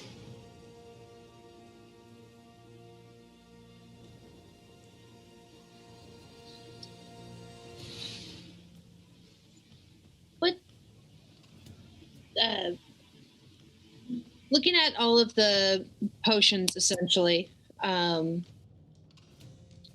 are laid out, look at Timmons and say, what are any of those concoctions she's made? Are any of those for sale? And if so, at what price?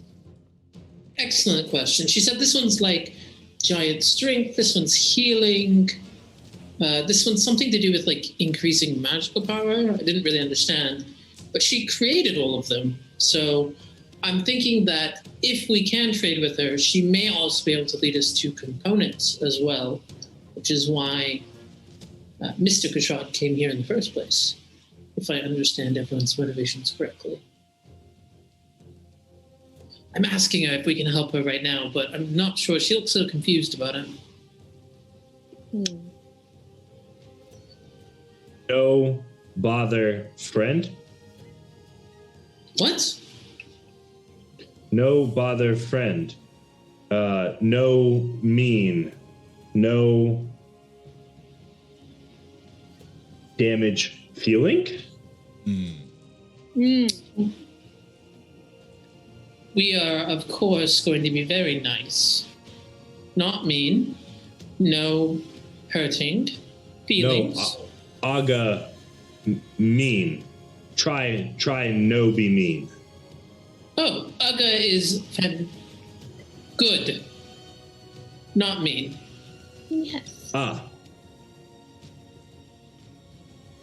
You get mushroom, you little. No help, Aga. She gives you that kind of like, that sad look like, I'm sorry, you just can't help me. And you're too little. Like, How many mushroom? I find myself adopting like her, like, there are no plural words. How many mushroom Aga need?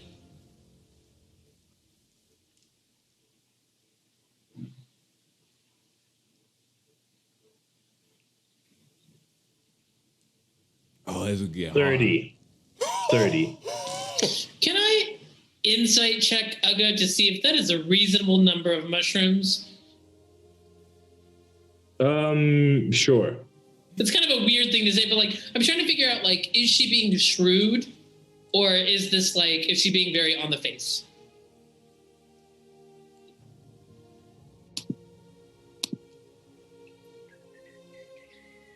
Well, plus 9 is 21. You gather that it's a reasonable number, but you also pick up on she doesn't seem to understand numbers as a concept as well as she's picked up on some other things. So you 30 could be like that 30 days worth, or it could be like 30 individual mushrooms, or it could be just like a number that is large. No, you gather it's more like a number that is large. Like when you asked her, how long has it been since you like lived here? She said 8, because that was like kind of a big number. And then you asked about Hector, and she said 2, because like it's a lot less than 8. And now you're like, how many mushrooms do you want? Like as a general question, not like how many do we need to trade for this? How many do we trade for that? And she's like, you gather she's like set a really high number because if she could get a lot of mushrooms, she wants a bunch of mushrooms. Yeah. Makes sense. Like, yeah, give me the It wasn't in the context of any deal or anything either. She was just taking it as like, how many mushrooms does he want? And she effectively said, many. I would like many mushrooms. Gotcha. Does Aga know how to catch the mushroom crabs? Do we need to go underground? Is there a cave that they like to live in, or do we just wait out at night and throw a net on them? Okay, can you catch them during the day easier? Yes. Are they all found in the valley, or are there some up the mountain too? Mostly on lower mountain. She said they're mostly down in the valley and seemed to positively react to my suggestion that we catch them during the day, given that they're sleeping. Easy catch. Pick mushroom. Crab attack. Kill crab. Take mushroom. Basically, as long as you can get the mushroom and not die from the crab, you're good. That's reasonable. So, I mean, a net situation may actually work to stem the tides of crabs, but we would need it to be a net with a large enough hole in it that we can easily get the mushrooms out. And I'm imagining, and this might just be me, how large is one mushroom? Actually, that's probably a terrible question to ask you in particular. Let me try again. How big was the crab? Because the mushrooms are on the crabs. This is what I'm still trying. Okay, how big was the crab? Were the crabs those were like cat-sized, small dog-sized? Rabbit size? I thought I remember rabbit. They were described as larger than fat rabbit. Okay, so we're talking like oyster mushroom, the big ones. That are lots and lots of small ones. Oh my gosh, please ask Aga how many mushrooms are on one crab. No. Why put her through that torture? Why? I am going to tell Mare. I'm gonna tell Mare. Well, she seems very amenable to trade, but not so hot on the numbers. Asked if the mushrooms were useful to her, and it seems like she could take as many as we could give. She also seemed to very much doubt that we were going to come back with very many. So. Good. No, you rolled well on your insight. I will recontextualize that despite the language barrier. You do not realize that, or you do not believe that she thought you were incapable of getting the mushrooms. What you believe is that she thought you were incapable of getting her anything else. So when asked what else could we do for you, she was like, no, just get the mushrooms because you're little. I don't want to ask you to get anything else. Gotcha. Rephrase. I offered help for other things, but she seemed to believe that the mushrooms were within our capabilities. That's why she said, I'm not mean, no be mean. It's because she Yeah. assumes by, okay, now I get it. Gotcha. That makes sense. Perhaps if we find her the mushrooms, then she could lead us to other places and other tasks that might align with our goals.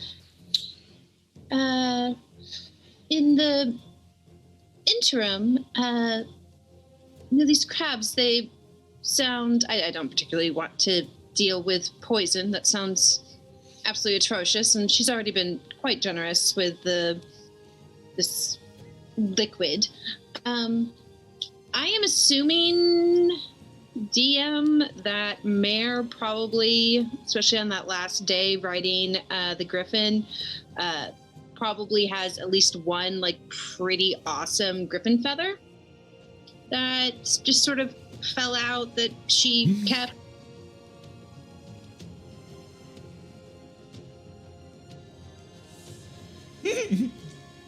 Fair.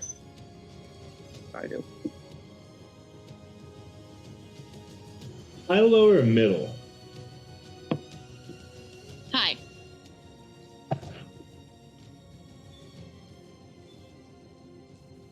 Good choice.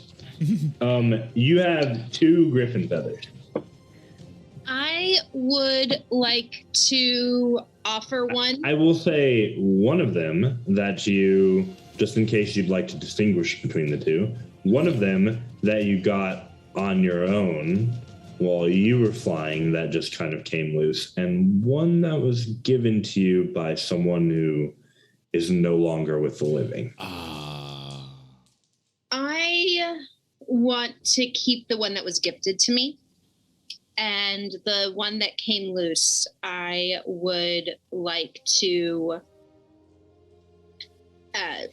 hold open as a gift to Aga, and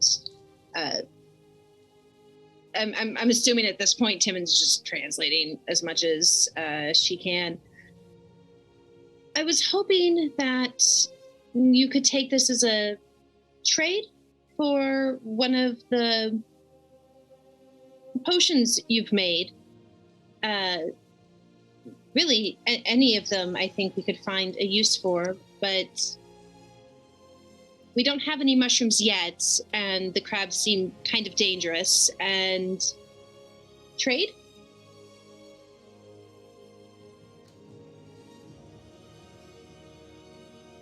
Roll a persuasion check.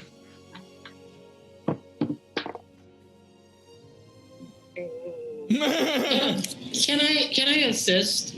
Because I'm actively translating, can I be trying to put this in the best light possible? You are the reason why it's not disadvantage. All right, fair enough. 14. That's not bad. I've got a +8. It was a 6. I was like, ooh. I was like, oh, I have to count math.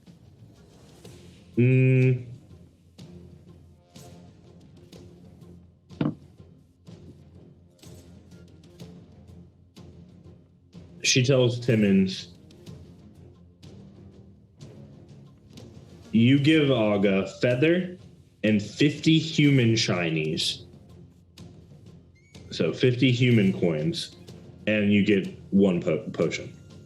That's the deal she offers you. She says that if you give her all your money and the feather, that she will give you one of the potions. To be fair, she did specifically say 50, but she said 30 when she went a lot earlier, and 50 is even bigger, so I'm going to assume that there's a scale. Okay. On the other hand, you could conceivably count things in such a way that you could give less than all of your gold, but I'm not sure exactly how that will be accomplished with somebody who doesn't appear to have basic numeracy. So Timmons would definitely get the sense that, if you put a big enough pile out, she'd be like, okay, that seems good. If you put a pile that was too small, she'd be like, no, need more human shinies. So it's more of kind of like an eyeball thing. So you could try like, I'll try putting out like 30 gold pieces, and maybe it'll work, maybe it won't. You don't know, but you'll at least at that point kind of get the scale if you put out something. So, Mare personally has 13 gold. And while I have that noted as just straight gold pieces in my character sheet, is it conceivable that some of those might be in silver or copper?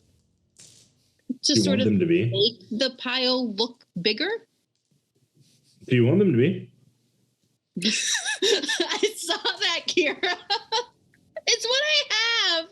She can have it all. Yeah, I would like to put out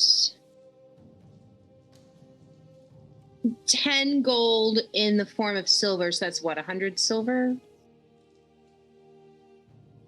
So you're assuming that like all of your pocket money is in other coins? Right? I was like, she about to give her a bag of pennies. Be like, here's $20 in pennies. No. I'm down with it. It's just if you're walking around with 13 gold, right? Like if I'm walking around with $13, I probably have like a 10 and 2 ones, right? It's less likely that I have like 130 dimes. So I'm just trying to understand, like... No, that's absolutely fair. Yeah, I mean... I would say, like, you could have 30... You could have 30 silvers and, like, 10 golds. That would be reasonable to me. Or you could even have 10... You could even have 10 gold, 20 silvers, and, like, 100 coppers. Which would be, like, a lot of coins. But 100 coppers is really only 1 gold. Yeah. All right, let's do... I want to give her a total of 10 gold in a reasonable amount of currency that I would conceivably be carrying on me. Again... So you could do 10 gold in, like, 7 gold pieces, 20 silver pieces, and then, like, 100 coppers. Yes. Along with the griffin feather. And say, this is what I have. I understand if this doesn't meet your requirements. Mini shinies. The best I can offer at this moment. Pimmins, what do colors mean? Basically, if you have so many of one color, it makes the next color. And then you have so many of that, and it makes the next color. So instead of carrying a bunch of one color, you have less of another color. Okay, do you mind if I ask you a question? When do you trade with humans? 2.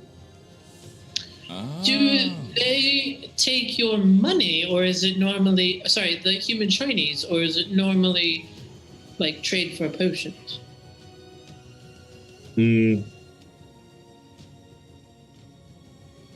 Human come, they bring shinies,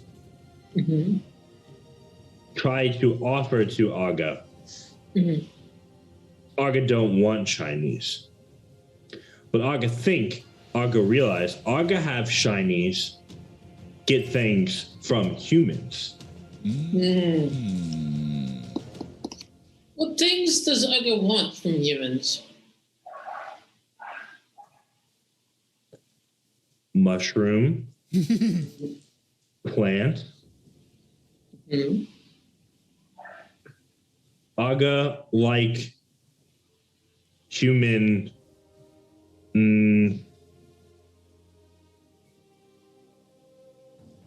She points at Jethrin's sword. Weapons? I've got my axe thing. I don't think I have a sword, right? Or she would point at Shay's sword. Okay. So it appears Aga wants the human Chinese for. You see, she reaches into her chest and pulls out something else. Is there a chest inside the chest? Chest. No. She pulls out a flail and says, "Weird human," and like swings the flail out a little bit between two fingers. Weapon. She would like to engage in the buying of weapons in particular. I think it's the metal that they are made out of, because they would be stronger Interesting. than wood. But she wants the money in order to trade with traders, the last of whom may or may not have been Hector. I'm very worried that this poor woman is being taken advantage of because she doesn't understand how human money works. Well, it appears they tried to give her money, and she was like, "What am I going to do with your money?" So on that front, she's at least good. But, I mean, if she's getting this money in order to try to buy weapons, yeah, we'd need to be a little more clear. I just don't want. She's been so helpful and so sweet. I don't like the idea of people taking advantage of her. No, I mean, I figured we could bring just extra mushrooms, which we'd be able to get if we were better prepared. Of course, yes. No. Trade human weapon to Aga? They don't have any extra weapons, unfortunately. Anyone have a weapon that they're willing to part with? I don't have any extras. I have a light crossbow. So Abrea was like, I have this. I don't need this. Do you have any bolts with it? This is DM2. Yeah, I think it comes with 10 bolts, I think. Double check. I think it's 10 bolts.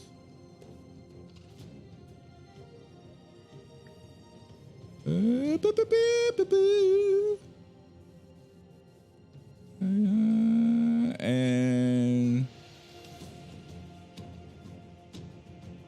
yep, there it is, 10 bolts. So she points at the crossbow, and then the bolts, and then the feather, and then the pile of coins. So she's like, these things. Potion? Okay. I was going to give it to her anyway, Bo. Like I have a long bow and a short bow. It was like just in case somehow both of them break, but I don't see that happening. This good, Timmons? Well, I am not sure how much your potion is worth, to be honest. How many shinies the potion is. But I think it is a good trade to get the weapons and the gold and the feather.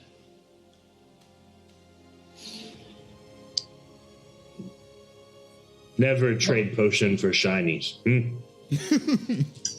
In future, if you're dealing with other humans and you want to trade potions for shinies, I would make them give you so many shinies. Or weapons that you want to buy with the shinies, right? Like, skip the middle step. Trade weapon, yes. Yeah. Oh. You want potion? Make deal? Young Mistress Maravina, do you want the potion?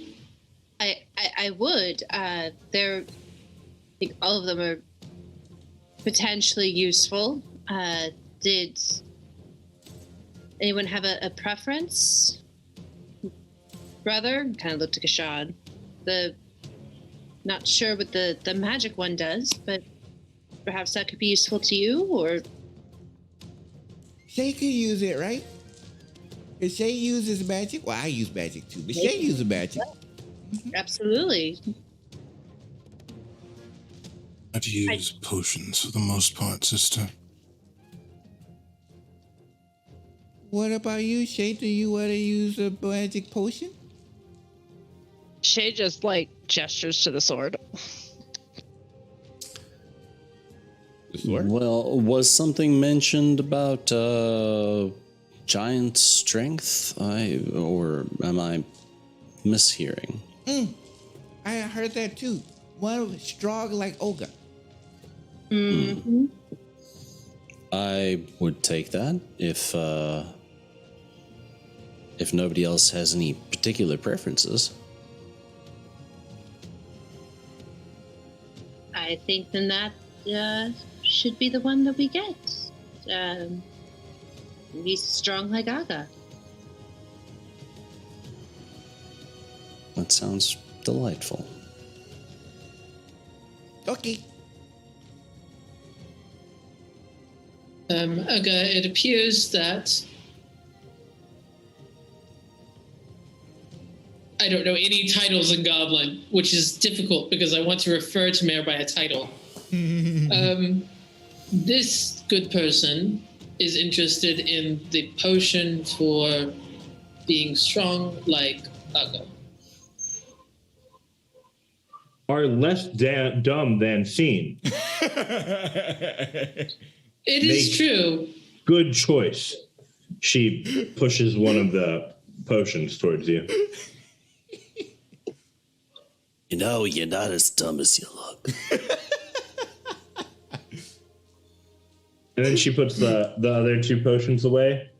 And then she starts to slowly pile everything else into the coins into the chest. But she leaves the feather and the crossbow out. Aga, could I ask? I am wanting to see something. I am not wanting to be mean. Can I see the magic rock? She pulls out her little crystal. Yes. I am not taking, I am just looking. She kind of shrugs and hands it to you, and then pulls two more out of the chest. Oh, very nice. What I'm trying to figure out is, does this magic rock make someone that does not know any magic, like myself, able to create the fancy lights or the shape water or whatever it is that we've all seen happen? So I'm just wondering, like, does it react to anything to holding it? Do I feel anything? It does not react to you at all. So it's her. Yeah, that at least answers my question. Do you mind if I let someone else hold it as well? I would like to show, and I'm going to point at Kashad, who has had relatively little interaction with Aga so far. The leader. Have 3. You keep 1. Oh. Thank you, Aga. Well, that old thing, I have 12 of them. I take it over to Kashad directly. I'm like, well, she drives a hard bargain, but this one's for free. And I give him the crystal thingy. You see she turns and looks at Shay. Shay.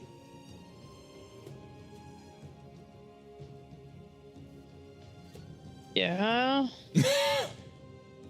She goes and takes one of the flowers and holds it out.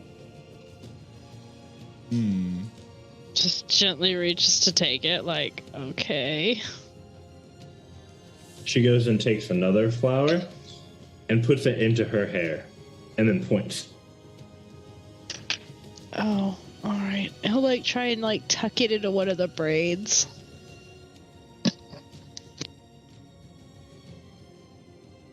She nods. She just looks at Tim and's like, what? It looks pretty on you.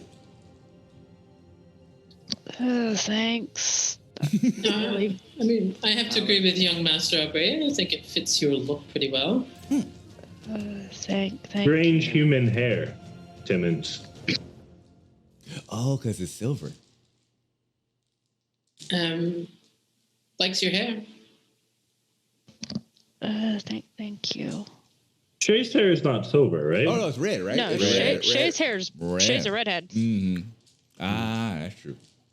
She turns back to Timmons and says, "Human is kissed by fire." Yeah. Yeah, he is. It is a very nice color. And then she starts ignoring you guys for a bit as she looks at the crossbow.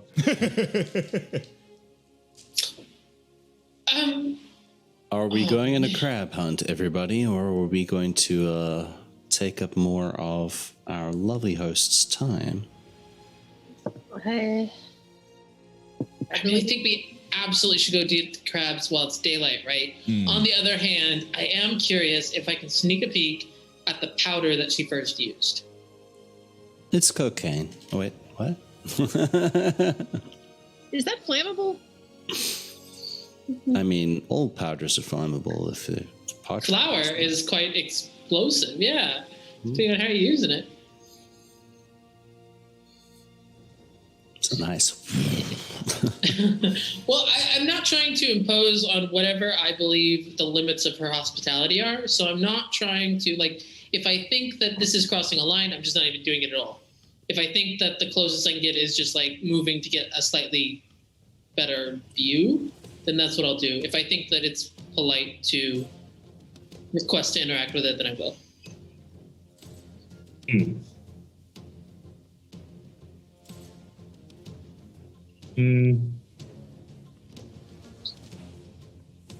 Powder is rare.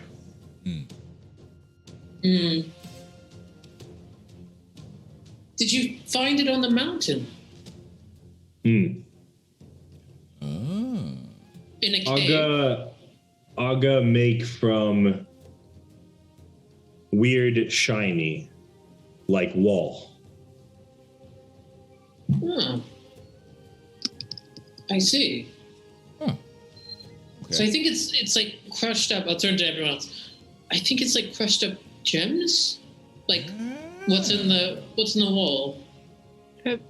Perhaps it's from the arcane crystals we're looking for. Well, I don't know, because the gems in the wall. Okay, wait. Sorry, Aaron should ask.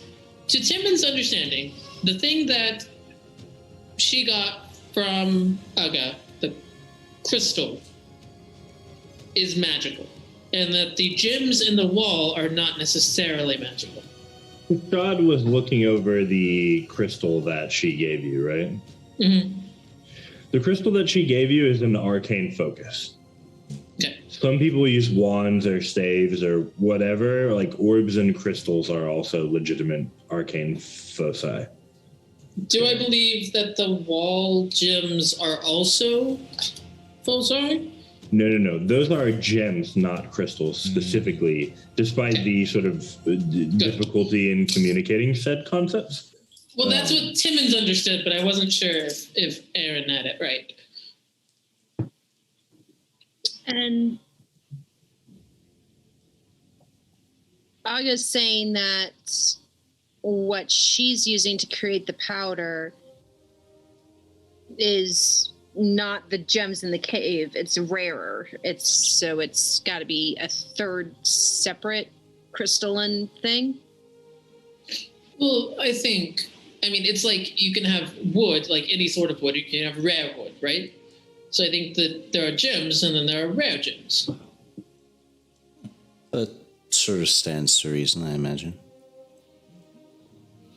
Potentially, but we might not know until we find the actual site of these gems, though, correct? Can we see where the gems are? Aga. Oh. Okay. You die up the mountain. Too Because far. of the monsters, or? Yes. So it's up the mountain in the realm of monsters, as it were. I think maybe after we successfully navigate the mushroom challenge, we might get better credibility about our chances up the mountain. That's I very rude. find this all very entertaining. But yes, it's not often you can feel big when you're in the company of giants. So I take her meaning. Yeah, it makes sense. We're really tiny to her, so she probably thinks we will get squished like a bug. Oh, absolutely. I appreciate her consideration for our safety. But we should have to bring her back lots and lots of mushrooms. Do we have lots and lots of like bags or places to put mushrooms? Do we have a bag of holding? Do we have a bag of holding? I don't think we do. Oh, wow. I don't even have. We have regular bags. I barely have a backpack. Like, that's kind of where I'm sitting. Mm-hmm. Okay.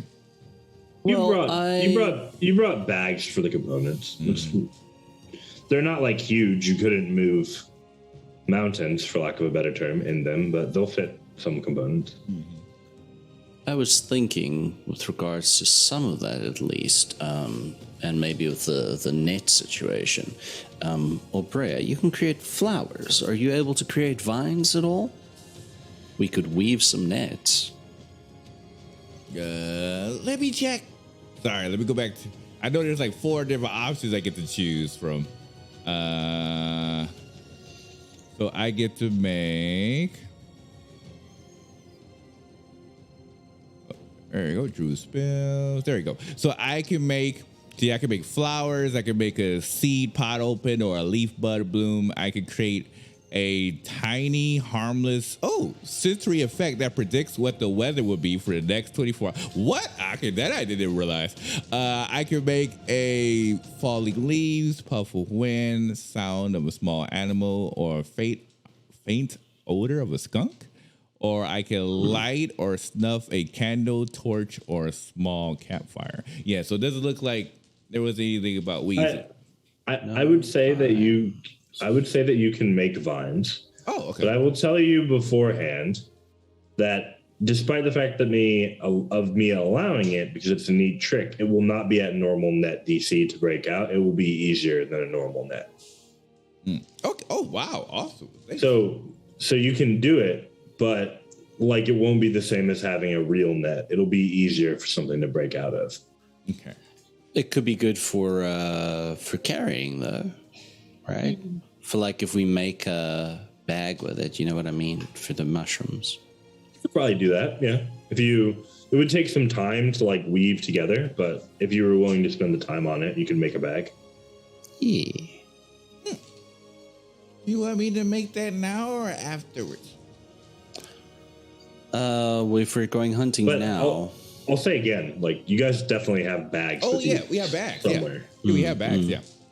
All right. It's just something to keep in mind, I guess. If you need an extra one, it's not a bad idea. But Okay, so I guess should we go off to like find the mushrooms? That sounds like the best plan, I think. I'm eager to get some of this going, I think. It'll be fun. Okay.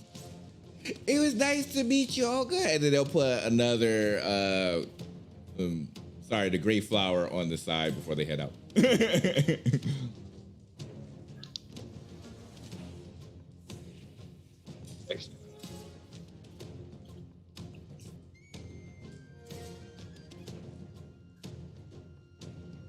So are we all going to be making our way out of the cave now?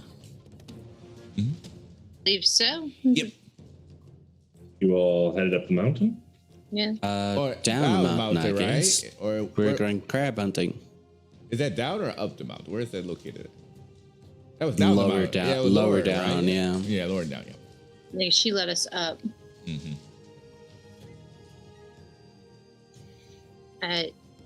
Okay. As you begin heading down the mountain, you need to roll me perception checks all. Beep. 18. Wait, no, hold By on. the way, Olga is my favorite NPC that you created. 18. 16. Oh, okay. Ooh, okay. 14 plus 9, 23. 22. Very nice.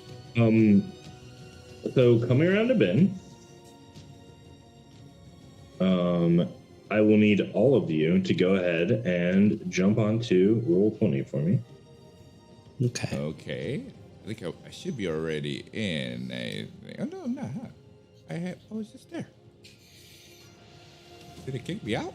Try this again. All right. Shazam. Log in. My games. Reclamation. And launch. Waiting for everybody to get in for the reveal. We Perfect. will, in just a moment, we are about to break. Ms. Timmons.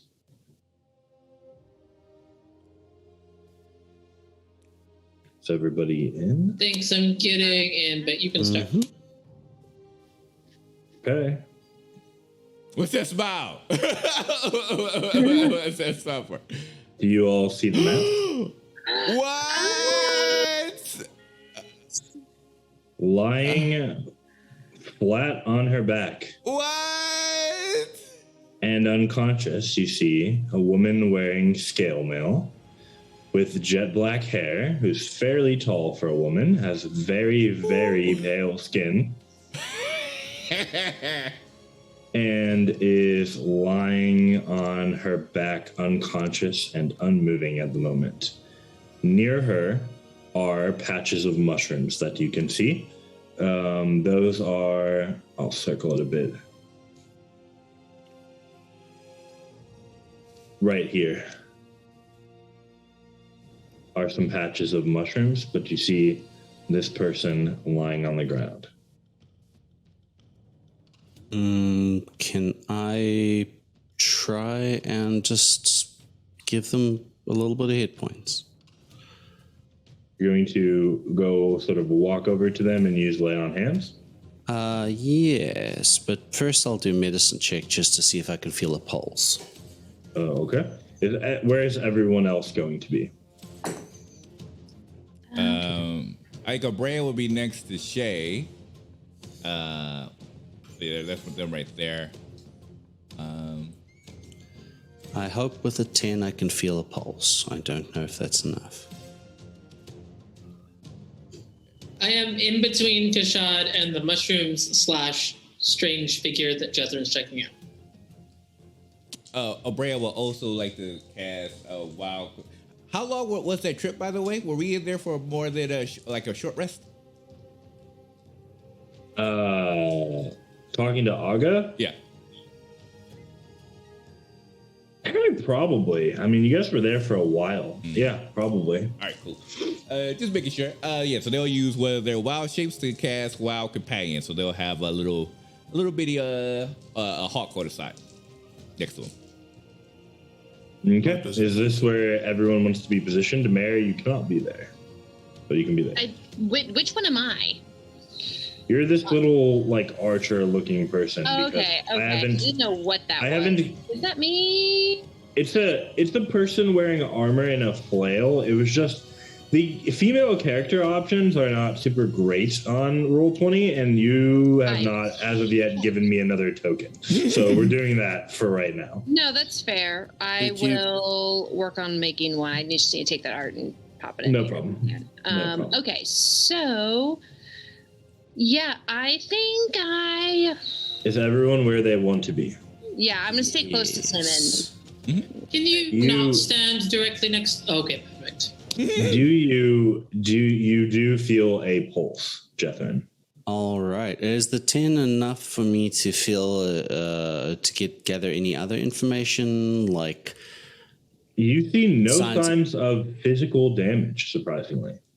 The signs of physical damage. Exactly zero. Any signs of? Okay, no signs of physical damage. So in that case, first, we saw there were mushrooms. I'm going to try and just neutralize poison. with five points and see if that has an effect first. As you go to neutralize poison, you do see them start to stir a bit. Just kind of like the sort of casual, in your sleep kind of minute adjustments. All right, I am definitely, crouched down, not threatening. Are you all right? You seem to have taken on some unfortunate crabs. No, not crabs. Ugh. You were trying to pick mushrooms, correct? No. Ugh. All right. My name is Jethrin. Oh. Are you Hi. okay? Hi, Jethrin. Suppose I'm just waking up a bit. My name's Nezra. It's a pleasure to meet you. And that's where we're going to go to break. So, as something was noted in the break, we need to start by pausing the ongoing narrative for just a moment and backtracking to the walk on the way back down the mountain here. Abrea, why don't you start with giving me an insight check? Okay.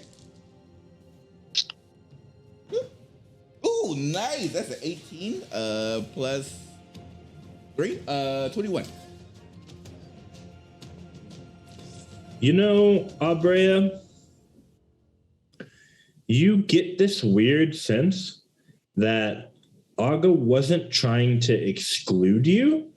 She was seeing something about Shay that was different that perhaps you didn't pick up on. Oh. You have no idea what it could have been. It's probably something you would need to talk to her about to try to figure out more. But you get the sense that she saw something different about Shay, despite your hairs being pretty similar in color. All right. They'll definitely keep that in mind because they're going to back to, of course, give them the mushrooms. So they'll keep that in the back of their mind. Make a note. Yep. Make a note on that one. Thank you. Documented. Jethrin, to return to you. You were speaking with the person where we last left off. And she had kind of like started like waking up a bit. It was like, yes, I'm Nezra, but no, I wasn't fighting the crabs, at least not right now. Something more dire, I'm afraid. How is it you find yourself lying face down and poisoned on the ground?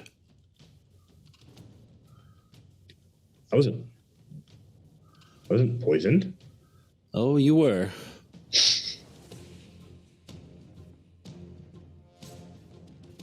No, you were. I definitely wasn't. Sir, you seem quite capable, but I promise you, I wasn't poisoned. I've been in a fight with a spirit, and, well, most of them don't poison you. But there are crab mushrooms around here that do, so maybe you fell here and you got poisoned on accident. Listen, I felt your magic, but it was unnecessary. I'm not poisoned. Although, laying your hand on me did sort of wake me up a bit, so it's good in that sense. Maybe we agree to disagree on this one. I'm relatively certain I cured your poison, and you're welcome. But, would you like a hand up?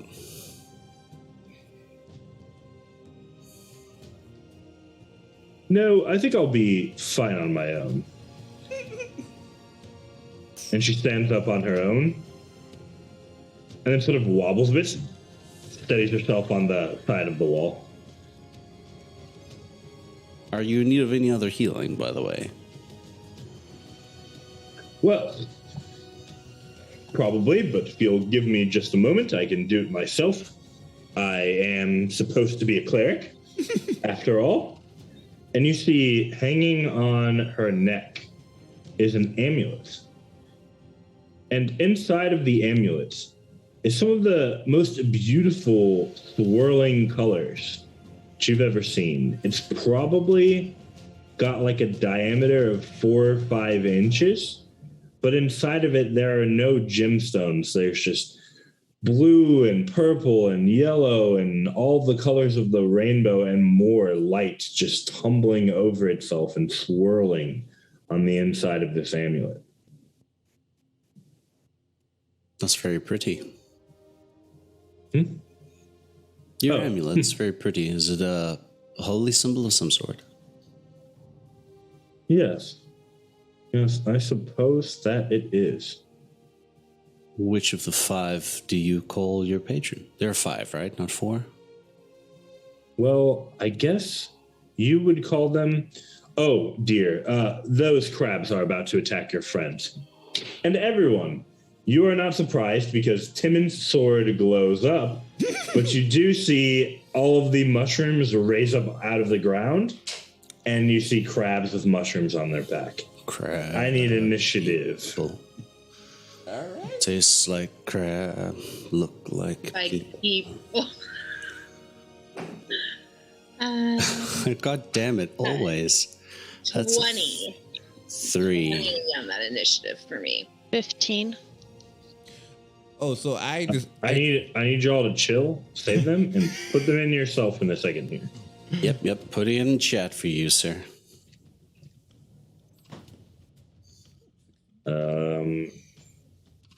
Let me give Mare control of her new token, and you all should be able to enter them for yourself once you are on the screen.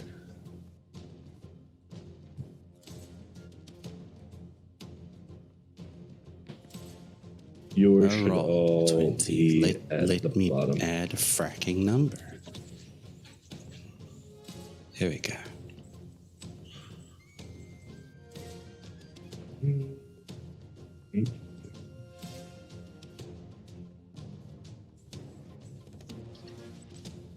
This is where I am very bad at roll 20.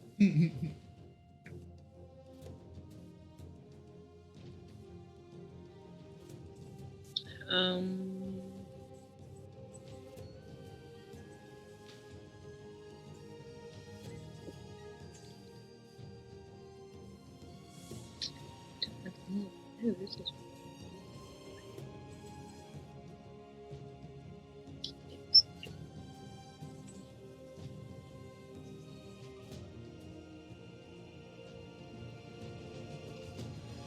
What did you roll now? I'll enter it for you. my dex is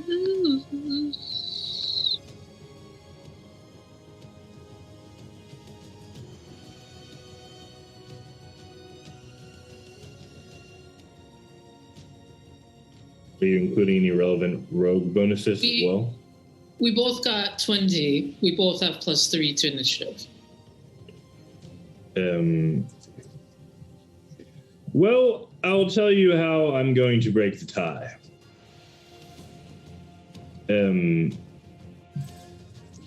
Timmons is extremely polite, so she's going to let Maravina go first. Oh, and just to clarify, is the hawk, the birdie up on there as well? It's just going to go on your initiative. Gotcha, okay. Because that's what I want. Makes my life a bit easier.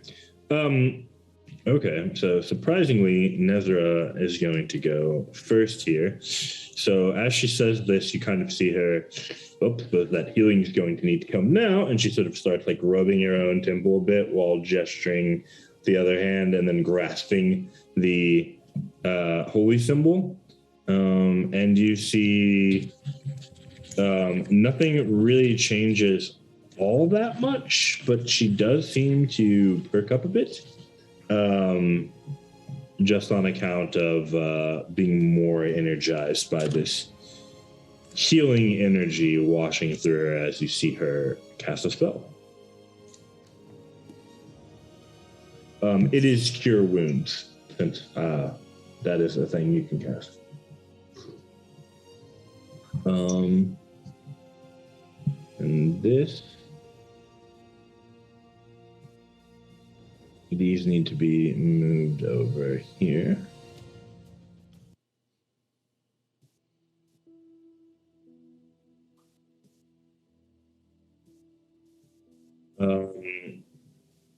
And this one is back here. It will scuttle its way over to Jethrin. And Jethrin, it is going to make an attack against you. Jethrin, does a 16 hit you? Does indeed. You take, I rolled max damage. You take 10 damage as this thing kind of claws at your exposed flesh on the back of your calf. Could you go ahead and roll me a Constitution saving throw, if you would? Sure. Okay, 19 plus 26. That is plenty to succeed. Maravina, Yes. your move. Okay, so I am situated amongst all of these crabs, and I am assuming that since Timmons is right next to me, is it possible for me to get sneak attack damage? It's okay if no. Sneak attack's so weird. Yeah. I mean, it has a shell, but it has exposed body parts. It's possible for you to strike the weaker points, so it is sneak attackable. Go for the eyes. The eyes. Yeah. So I am going to, for my first, I whip out my daggers, flip them around, and for my first attack, I'm going to do I'm going to hit it as close to the eyes as possible, which is going to be 15 to hit. 15 to hit. Does hit. Okay. And then, so that's going to be 3d6 damage for the sneak attack, plus a 1d4. All right, so, my keyfish dice got a 6, so that's 11, 12, 13, 14, 15, 16, 17 on the dice, plus it's 3, so that's 20 points of damage on the first attack. Nice. So you can see that even after your first strike, the crab is now bloodied. Go ahead Excellent. and make your follow-up attack. Perfect. That's a 14 plus 6, so that's a 20. Hits. And then one more d4. That's another 4. So another 4 points of damage to that crab. You're including dex mods and stuff in these calculations? Well, it says that I don't get to add for... On the offhand, yeah, that's true. Yeah. Okay. Anything You else still, you'd like to do on your turn? sorry, for an offhand attack, you still get your dex, you just don't get your proficiency when Okay. you're rolling. If I understand correctly. No. It does not deal your dex bonus and damage without a dual wielder feat. Oh, I understand. Eventually. Like next feet. But for today, I rolled a 4 on a d4, so I'm gonna take I'm gonna take it and be happy. Anything else you'd like to do on your turn? Bonus action or movement? Yes, I would like to. Actually, you know what? Because I'm kind of surrounded by these bad boys. I don't want to give them any attacks of opportunity. I want to stay near Timmons. No, that's it. I'm gonna stay where I am. That's my turn.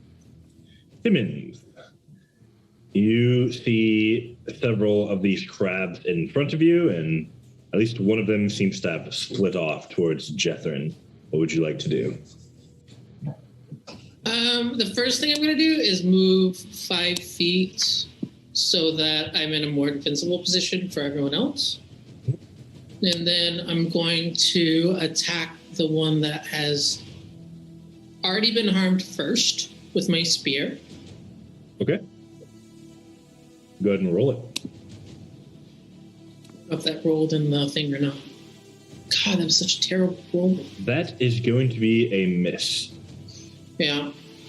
I'm going to flurry of blows. It actually would have hit, but these things are kind of dexterous. So you see it lift up one of its claws and just move out of the way. Okay. I will flurry of blows. Yeah. So that I can continue attacking. So I can make 2 unarmed attacks. The first one is going to go against the one that's already been hurt.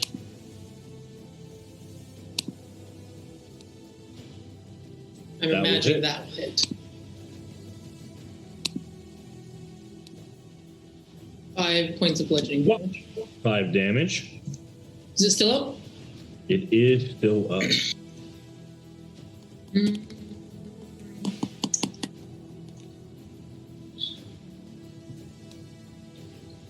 I'm going to make my second one against the one in front of me, the one that has not been hit yet. Okay. And I will also be spending another key point to stunning strike this one. If I hit, I will stunning strike. Okay, go ahead and roll it. All right. 18 to hit. That will hit. What is your DC on stunning strike? Doesn't matter. That's exceptionally low. It is stunned. Okay, nice. Goodness.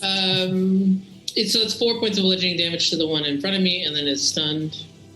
And then I'm going to hold there.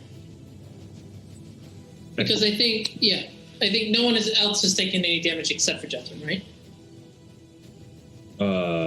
True. Okay. Then I will hold there. So far.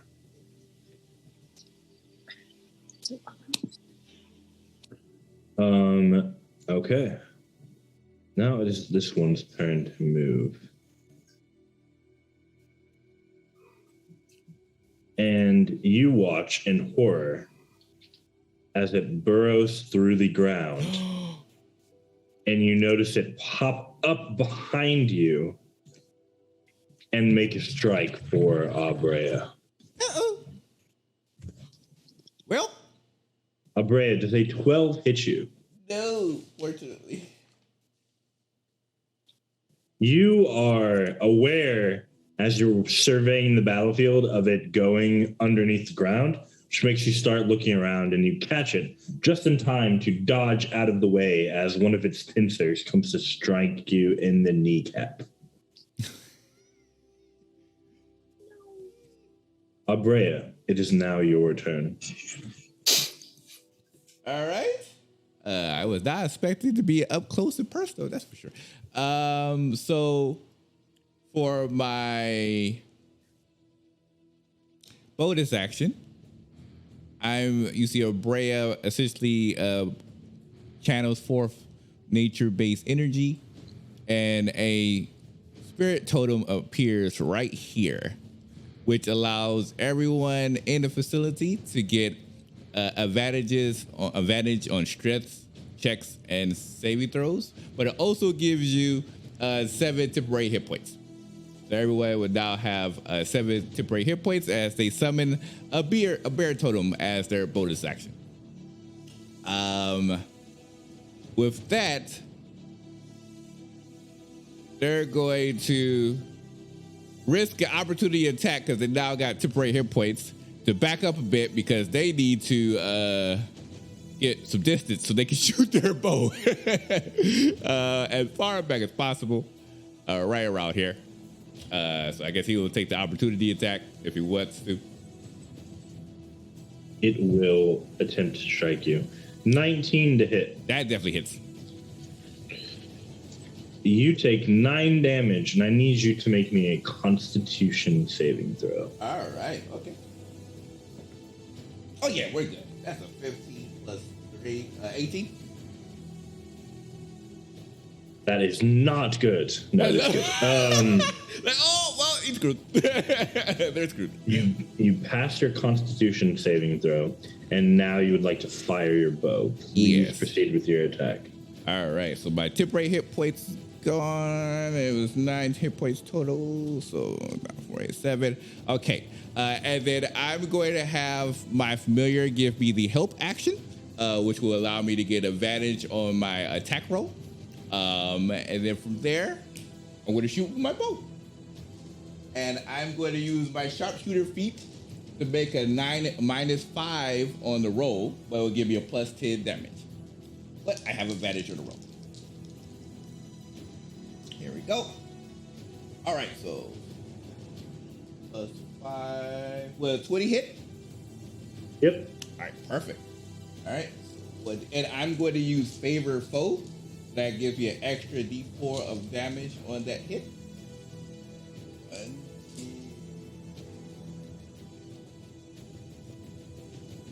Boop. All right, so 7, 9 plus 15.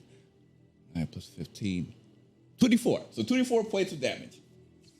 Okay. And that's it for me. Another one bloodied in a single strike. This one is going to burrow underneath, and you have left Shay and Kashad open.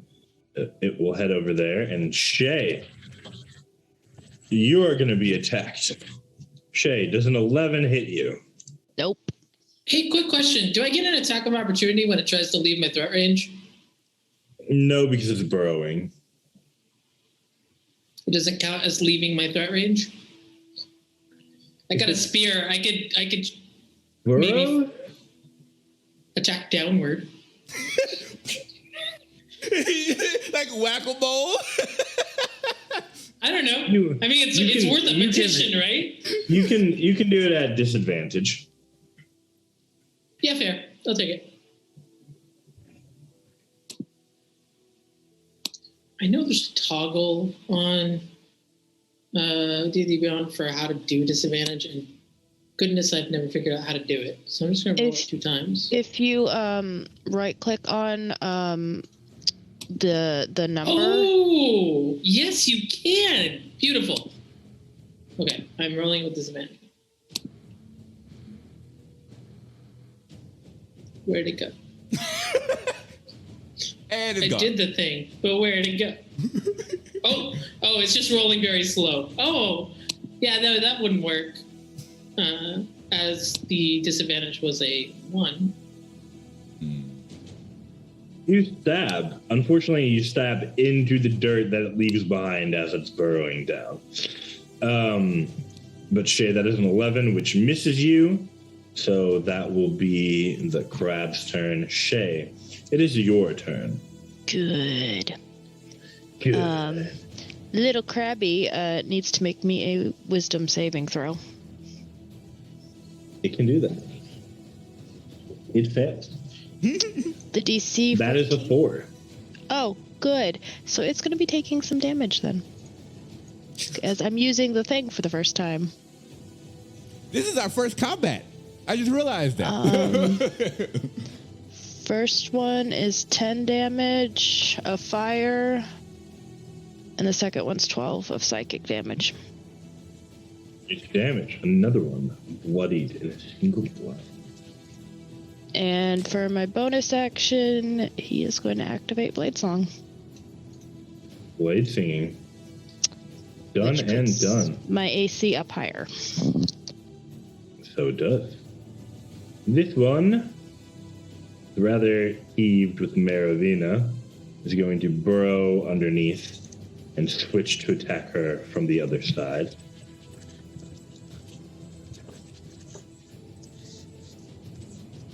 Maravina, does a 24 hit you? Yeah, that most certainly does. You take, As a level 5, yes. you take 8 damage, and I need you to make me a Constitution saving throw. 17. 17 passes.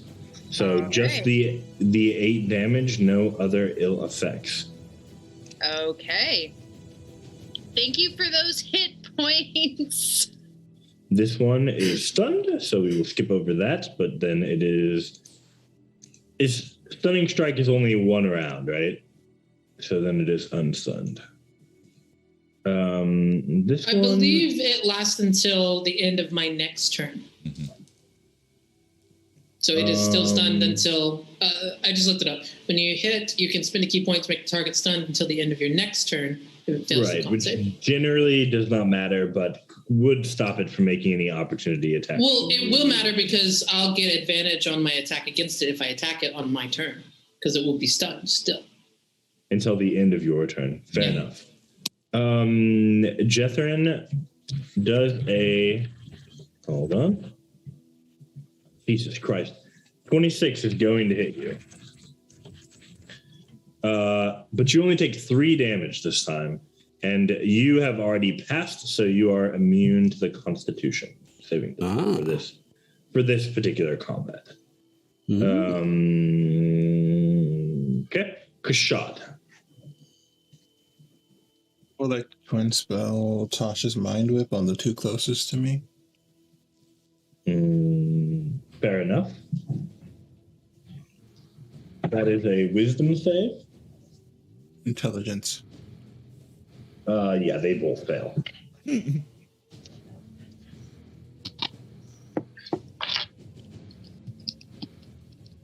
They take 10 points of damage, and they can either move or take an action or a reaction, but only one of them. Only one action of any level. Got it. Anything else?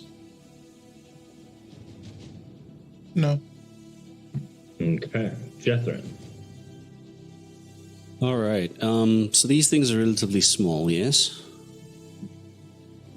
So I could conceivably run through this square here with taking an attack of opportunity, yes?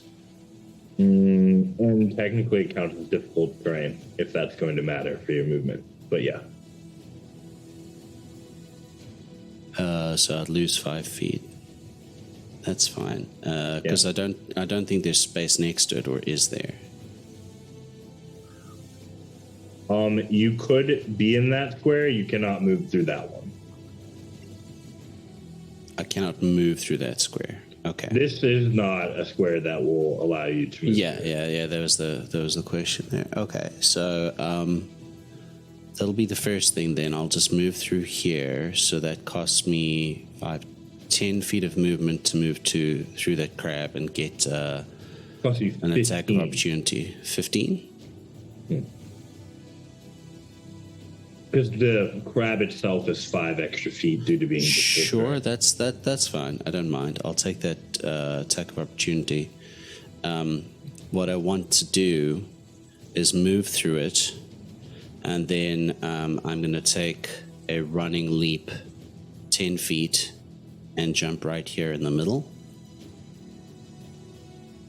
Okay. Okay, so does the attack of opportunity hit me? Probably. I'm not raging yet. It does. You take 5 damage. Okay, that's fine.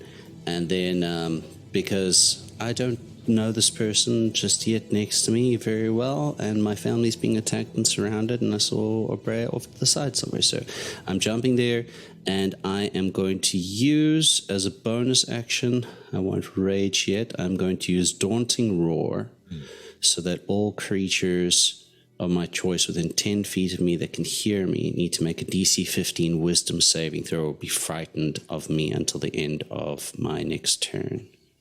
So that means if they can see me, they'll have disadvantage on their attacks. Neither of them is frightened of you. Neither of them? Correct. Scheiße. They both pass. Son of a bitch. All right, well, that was very, very frustrating. Then I shall go ahead and attack this one here. It was extremely unlikely, but I also double rolled 17s, so... No worries. All right. Yeah, I'm relatively certain that hits with a 26, the one in front of me. This one is stunned currently? You have advantage on that strike. Okay, well, I'll still take the 26, and I'll play whack-a-mole and hit it with the axe, and dump a smite, because probably, yeah, why not? Okay. Ooh, I almost rolled max damage on that. 11 plus... 11 plus 4, 15, and then the smite is 2d8.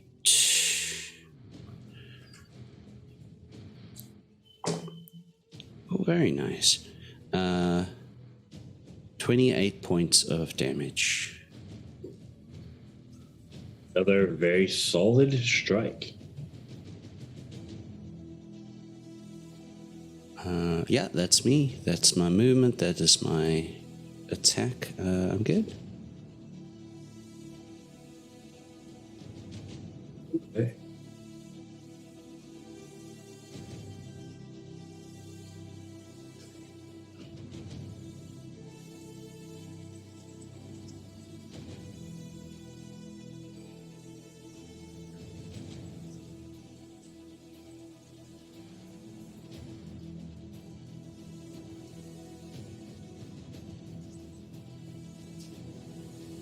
Okay.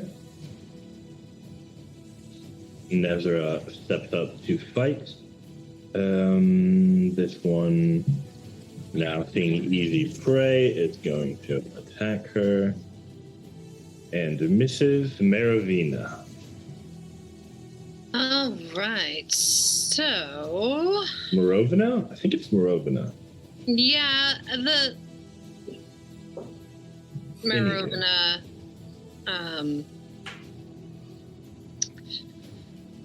All right, so I've got this one right next to me.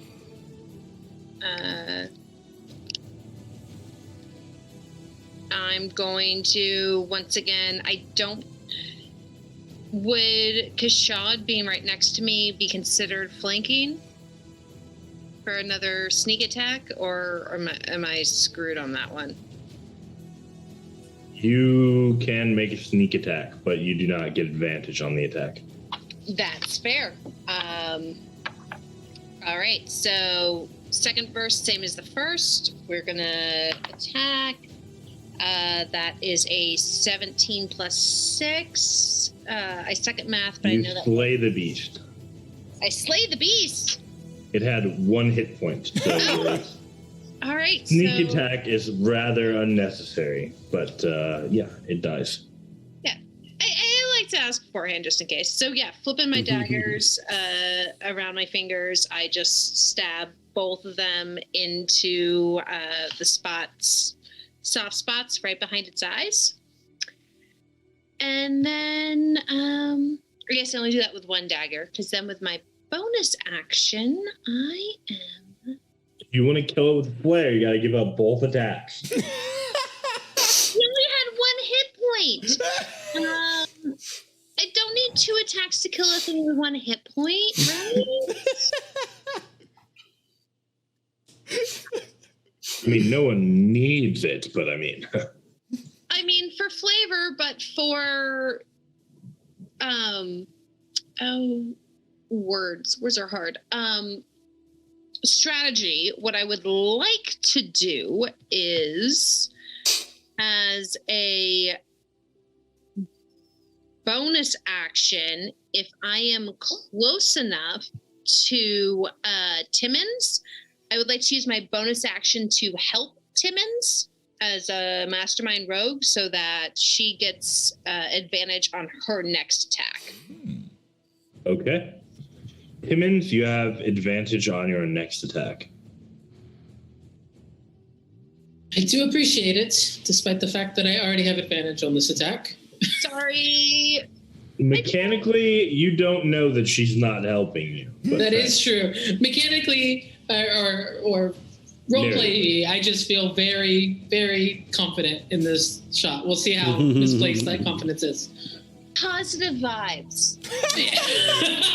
I do love the idea of a really analytical mastermind character that's just like, can you feel the energy now? Like, is your vibration a little higher? Oh no. Oh, I might have to run with this. No, we got to chill before I sing something that gets us copyrighted. So I'm going to look at Jethrin, or I guess look at Mara first and be like, thank you, young mistress Marovina. Look at Jethrin. I'm very confused as to why you're here, but thank you for your help.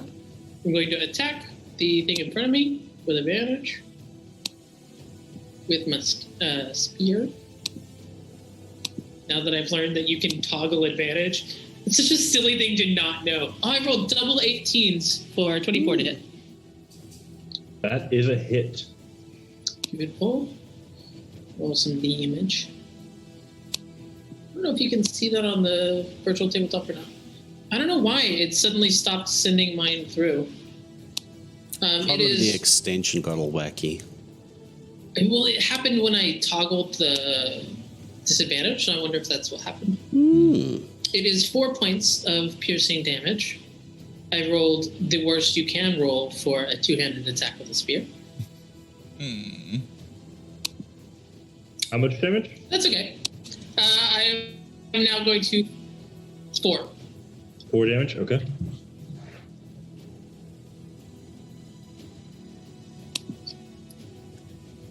I don't know if you can hear me. Or... I can hear you, yes. I took the damage. Okay. I'm now going to flurry. Okay. But I'm only going to hit it with one attack. Because my second one, I'm going to Hand of Healing Jethrin. Thank you, Miss Timmons. Always appreciated.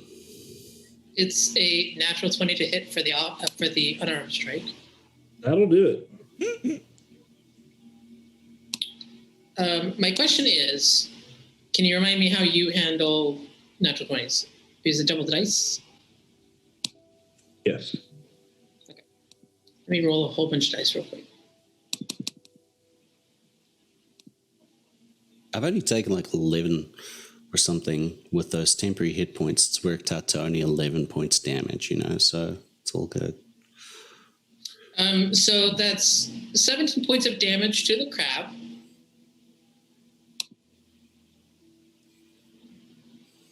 Oh, I'm sorry, 15 points of damage to the crab.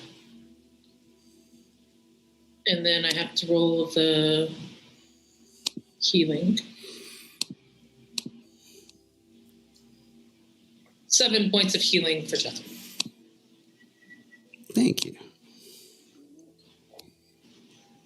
7 points of healing for Jethro. That one rolled on the virtual tabletop. Okay. And the creature is destroyed. Nice. In that case, I'm going to start taking movement.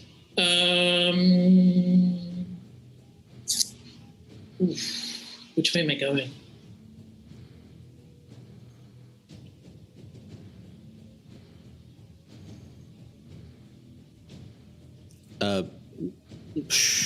I mean,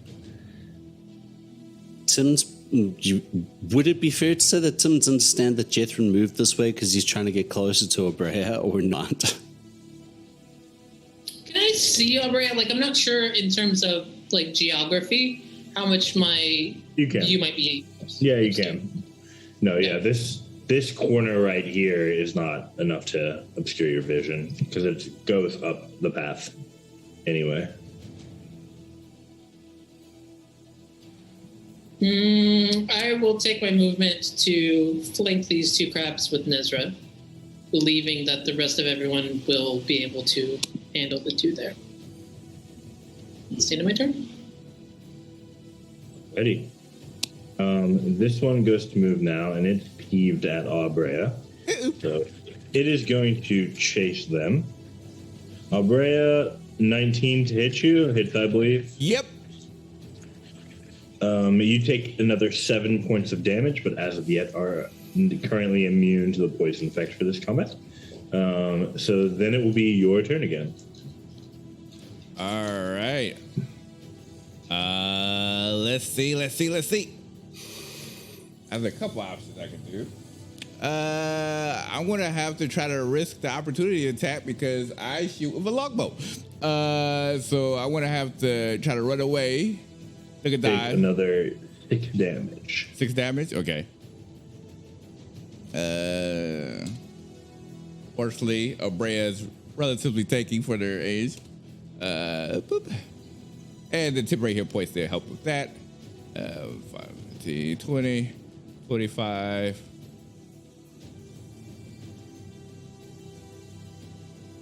30. No, I can't see that. I'm right here.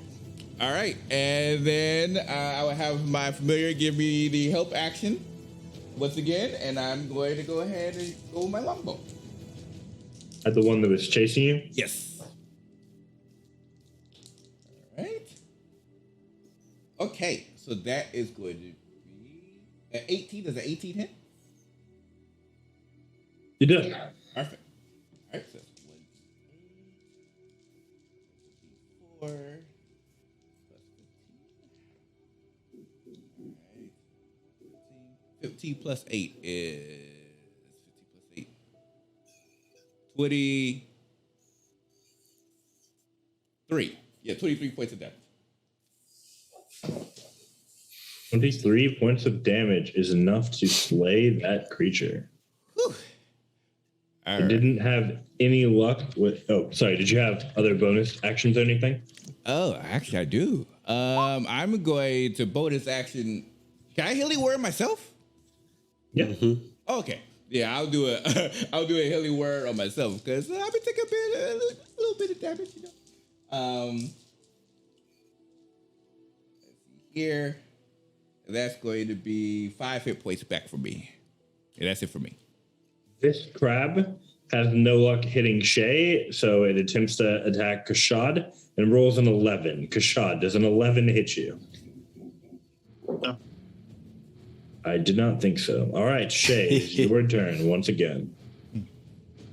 We're gonna smack it with the scimitar. Let's see. All right, give it a good smack. 26 to hit. That'll do it, Shay. It's another 9 points of damage. That one is dead. Yay! Jethrin sees Abrea has come running down. He's like, I just got here.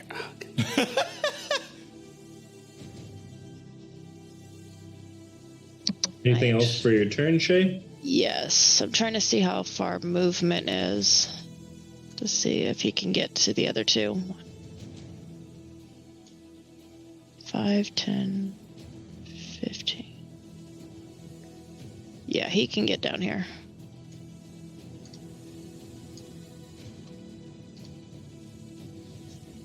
That's where he'll end his turn. This one is going to attempt to attack Shay as they sneak up behind it. 16. Nope. And it misses. Shot. Does an 11 hit? No, it does not. Miss with firebolt. Okay. Anything else on your turn? Jethrin, it is your turn. What would you like to do? Well, I'm confident I don't need to rage, and Jethrin is having some interesting thoughts as well, but we'll get to that another time. I believe all three of these wonderful beings over here are within range of Bless, correct? I think that I think is it's 30 feet. true. Yeah, it's 30 feet, yeah. Yep, you're good. All right, so I am going to cast Bless on Shay, Nezra, and Timmons, so you can add a d4 to attacks and saving throws. All right, you are all blessed.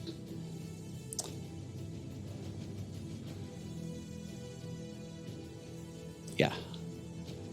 Just because it can be a little bit useful and Abrea is safe, so y'all can smack a smacker. One of them does actually manage to get a hit onto Nezra as they step out of the way and deals a good amount of damage.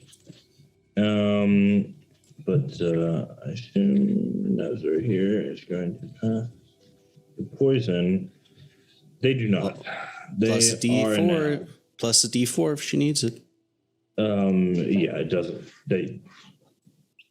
She failed. Extremely unfortunate, but yeah, that's the thing. But she does also sort of mutter to herself, I wish you'd all just left it alone. And you watch as she does a circle with her hands and then comes back to grasp the prismatic light amulet around her neck, and a huge gout of flames erupts in this area, just barely missing Shay and Timmons. And the flames are made of prismatic fire. Don't burn them, we need the mushroom. It incinerates that one and leaves this one looking quite worse for wear. And then it is its turn. It is rather peeved off and goes to chase against the person doing the fire. Shay and Timmons, attacks of opportunity if you would like them. It doesn't offer to surrender, no? Yes, please.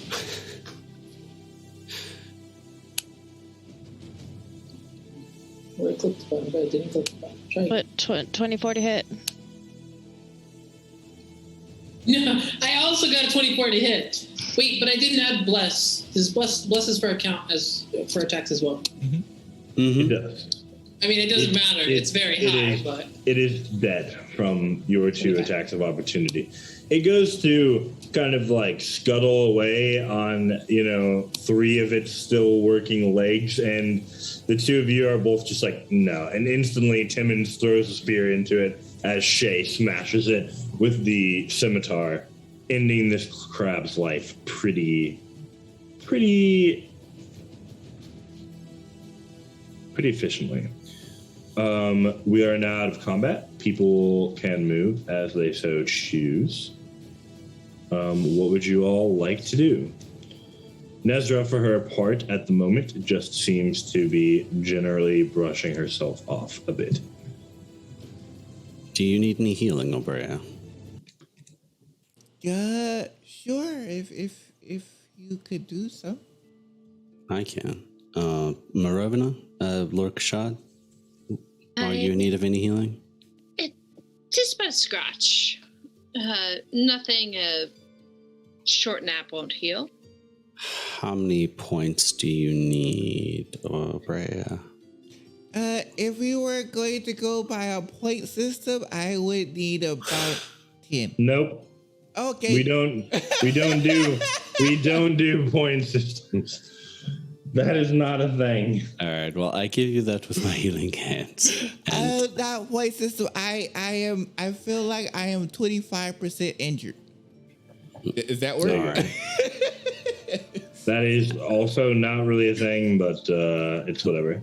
Loud enough for everyone to hear. Is anyone poisoned? I have about just enough in me to end poison on someone.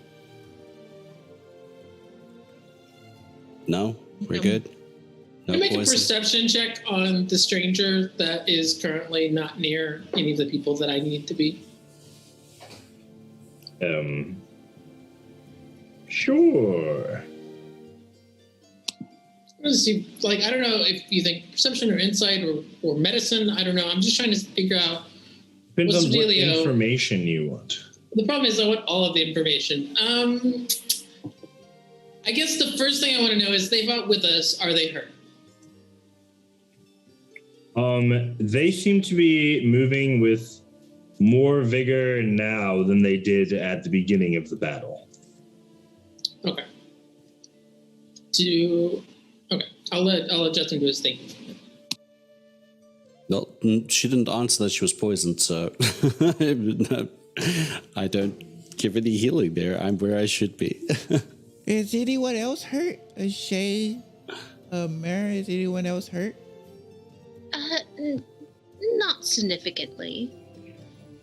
All right. Nah, didn't get me at all. Okay. Guess I got lucky. The mushrooms. Yeah. Yes. Try to collect some of these mushrooms. Shall we talk to our... Well, the individual who we found on the road? Absolutely. I'm also probably like on my knees, like scooping mushrooms into whatever bags I have. Yes, in here. Mare is going to be harvesting some of them. Excellent. Give me a survival check. Oh. Aubrey, you may give me one as well. Ooh. Sir. Can I give myself guidance on this? 17. I'll let you have guidance. Yeah. Okay, 17 is not bad. All right, that works. Thank God for that guidance. Yes, we will end it soonish.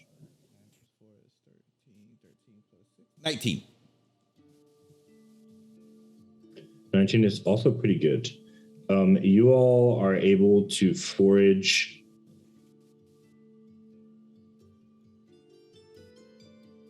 20 mushrooms from the 4 corpses that have harvestable mushrooms.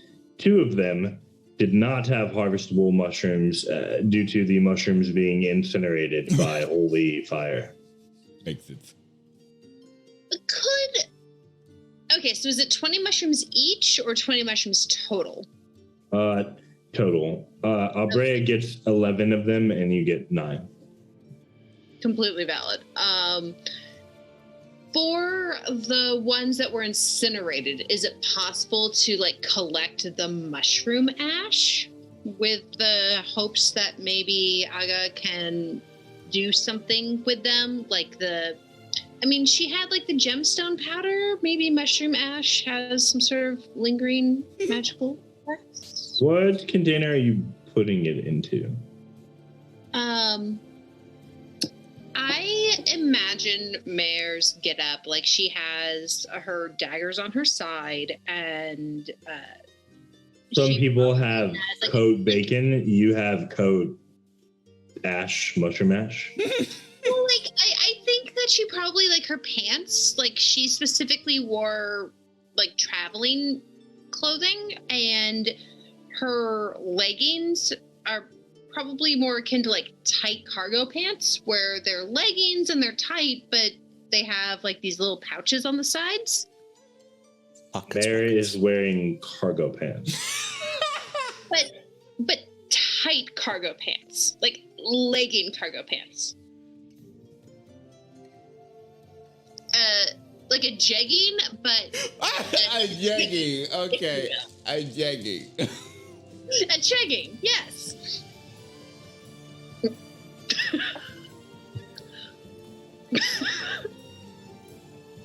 Alternatively, we probably have some potions of healing that we have drank and now have the bottles from. Okay, fine. You have cargo pants, but you have one pair. These were like custom made. You went to a tailor and they were like, "Are you talking about?" And you had to explain and walk them through this monstrosity that you wanted to be created. I'd like to ruin the pants irreparably. One is enough. Once I destroy these, if these get destroyed, this is the only pair you have. No, because Shad is not going to pay for a second. I absolutely understand that. Okay, you put some of the mushroom ash into one of your many pockets on your cargo pants. Excellent. Wow, a noble with cargo pants. If anything can do anything with these, it's going to be Aga. Right? So Timmons asked a interesting question. Timmons, give me an investigation check. Historically, the best thing that I can do. Indubitably. I always ask questions that I don't have any answers for, and that sucks. That's the game, man. Such is the way these things go. 14. Not as bad as it could have been. given my -1. That's pretty cool. You don't know what they would be used for, but you get the sense that the shells are probably harvestable. All right, I'm gonna take some time to make sure that I am in between everyone else and the stranger. But I'm trying not to be overtly hostile because she did fight alongside us. So I'll take some time to harvest some shells in such a way that I remain in between the rest of the party and the new person. Okay. They seem to have taken a seat kind of where they had been passed out, and they're just sitting there with their eyes closed and a hand over their amulet. Go ahead and roll me survival I am marginally better at survival. Let's see. to try and harvest these shells. 17! You have 3 usable mushroom crab shells. Would you all care to join me in perhaps Also, talking to our friend? I need Timmons to make another con saving throw. Yay! Oh. For the record, it is a positive modifier, but that is the best I can say. No. I got 5. So, do you want the good news first or the bad news first? Bad news. The bad news is you're poisoned. All The right. good news is you do sort of unintentionally discover that, the poison is in the carapace, not the mushrooms. I've always been a very hands-on learner. You're looking a little green under the gills there. Other than the poison status, did I take any damage? No, you do not take any damage. You just gain the poisoned status. I am fine. Thank you for your concern, Jethrin. You want this? And they'll present the bottle for poison. No, thank you. Okay. Although I did see you're very good mushroom collecting. Well done. Thank you. Nezra, Oh, was that's it? a new person. How are you doing over there? I am exceptional. Alrighty. Is there anything you need from us? Well, I suppose that depends.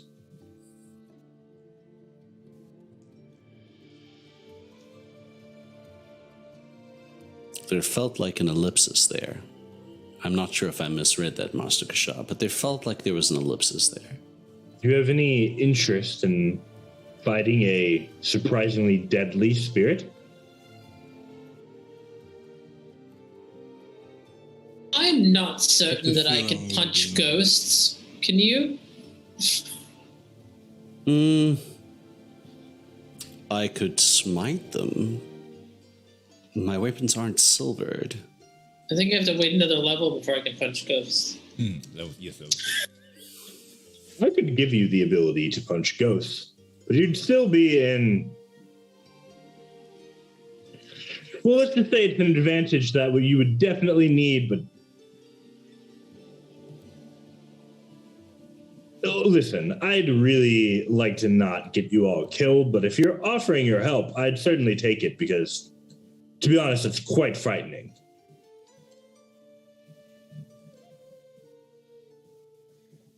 Oh, I suppose I should start with the whole story. So, I came up here because there was a troll on these mountains that had been experimenting with some strange and difficult spirit magic that had offended some people that were close to me, which somehow led to me not expecting what happened. But I went there and I slew this troll, and was surprised and grievously injured when, after slaying them, a spirit form popped out of their body and continued attacking me. Luckily, I was a bit resistant to its attack, but it also surprised me. So, not especially looking forward to going back up there on my own to destroy it, but, again, also, it would weigh on my consciousness quite a bit if I ended up getting you all killed.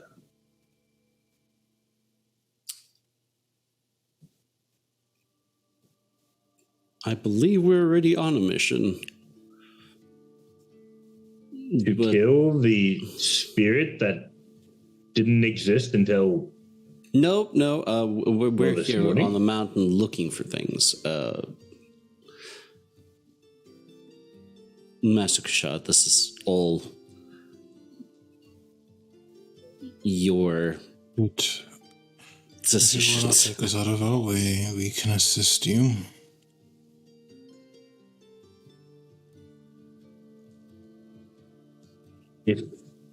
If what? I'm sorry. Zach missed what you said.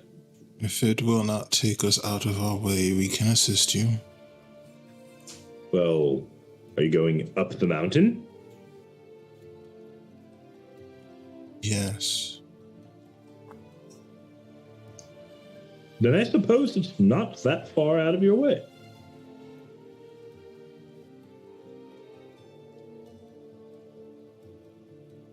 Alright, so the rest of you ready to continue? If we are to fight a spirit being, I am low on my. What would I say? Holy go-go juice? I don't believe I would have the strength of will to do more than one intense, holy powered hit on something at the moment, but I have other means at my disposal. So it's up to you, Mo. I could. I could use a short time to take a nap. Good, then I could be able to bring out the bear spirit, because I think the bear spirit really helped me out so I could run away from that thing. Was very helpful. I could also do the short rest because I don't think I will be particularly helpful against the spirit, but I can do some healing if I have some time to focus my energies.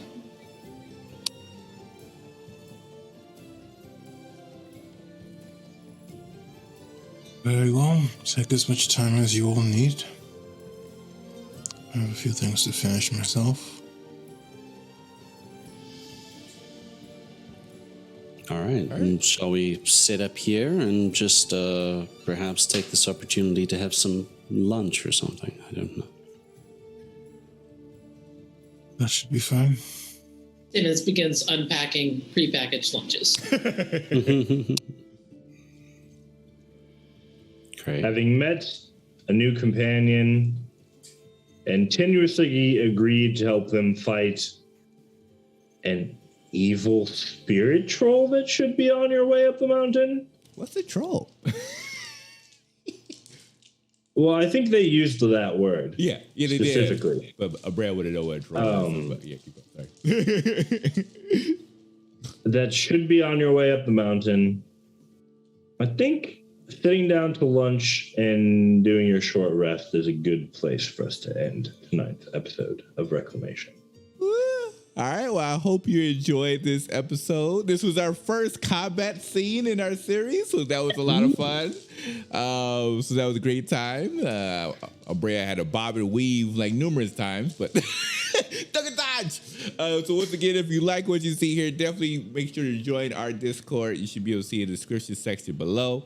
And we hope you enjoyed this episode, and we look forward to see you all for next week for our next episode, Reclamation. Oh, Zach, you have something? And remember, the difference between a mountain and a dungeon is that a mountain gets deadlier the higher up you go. Oh, no See me you next gusta. time. No me gusta. Take care, everyone. Bye-bye. Bye-bye.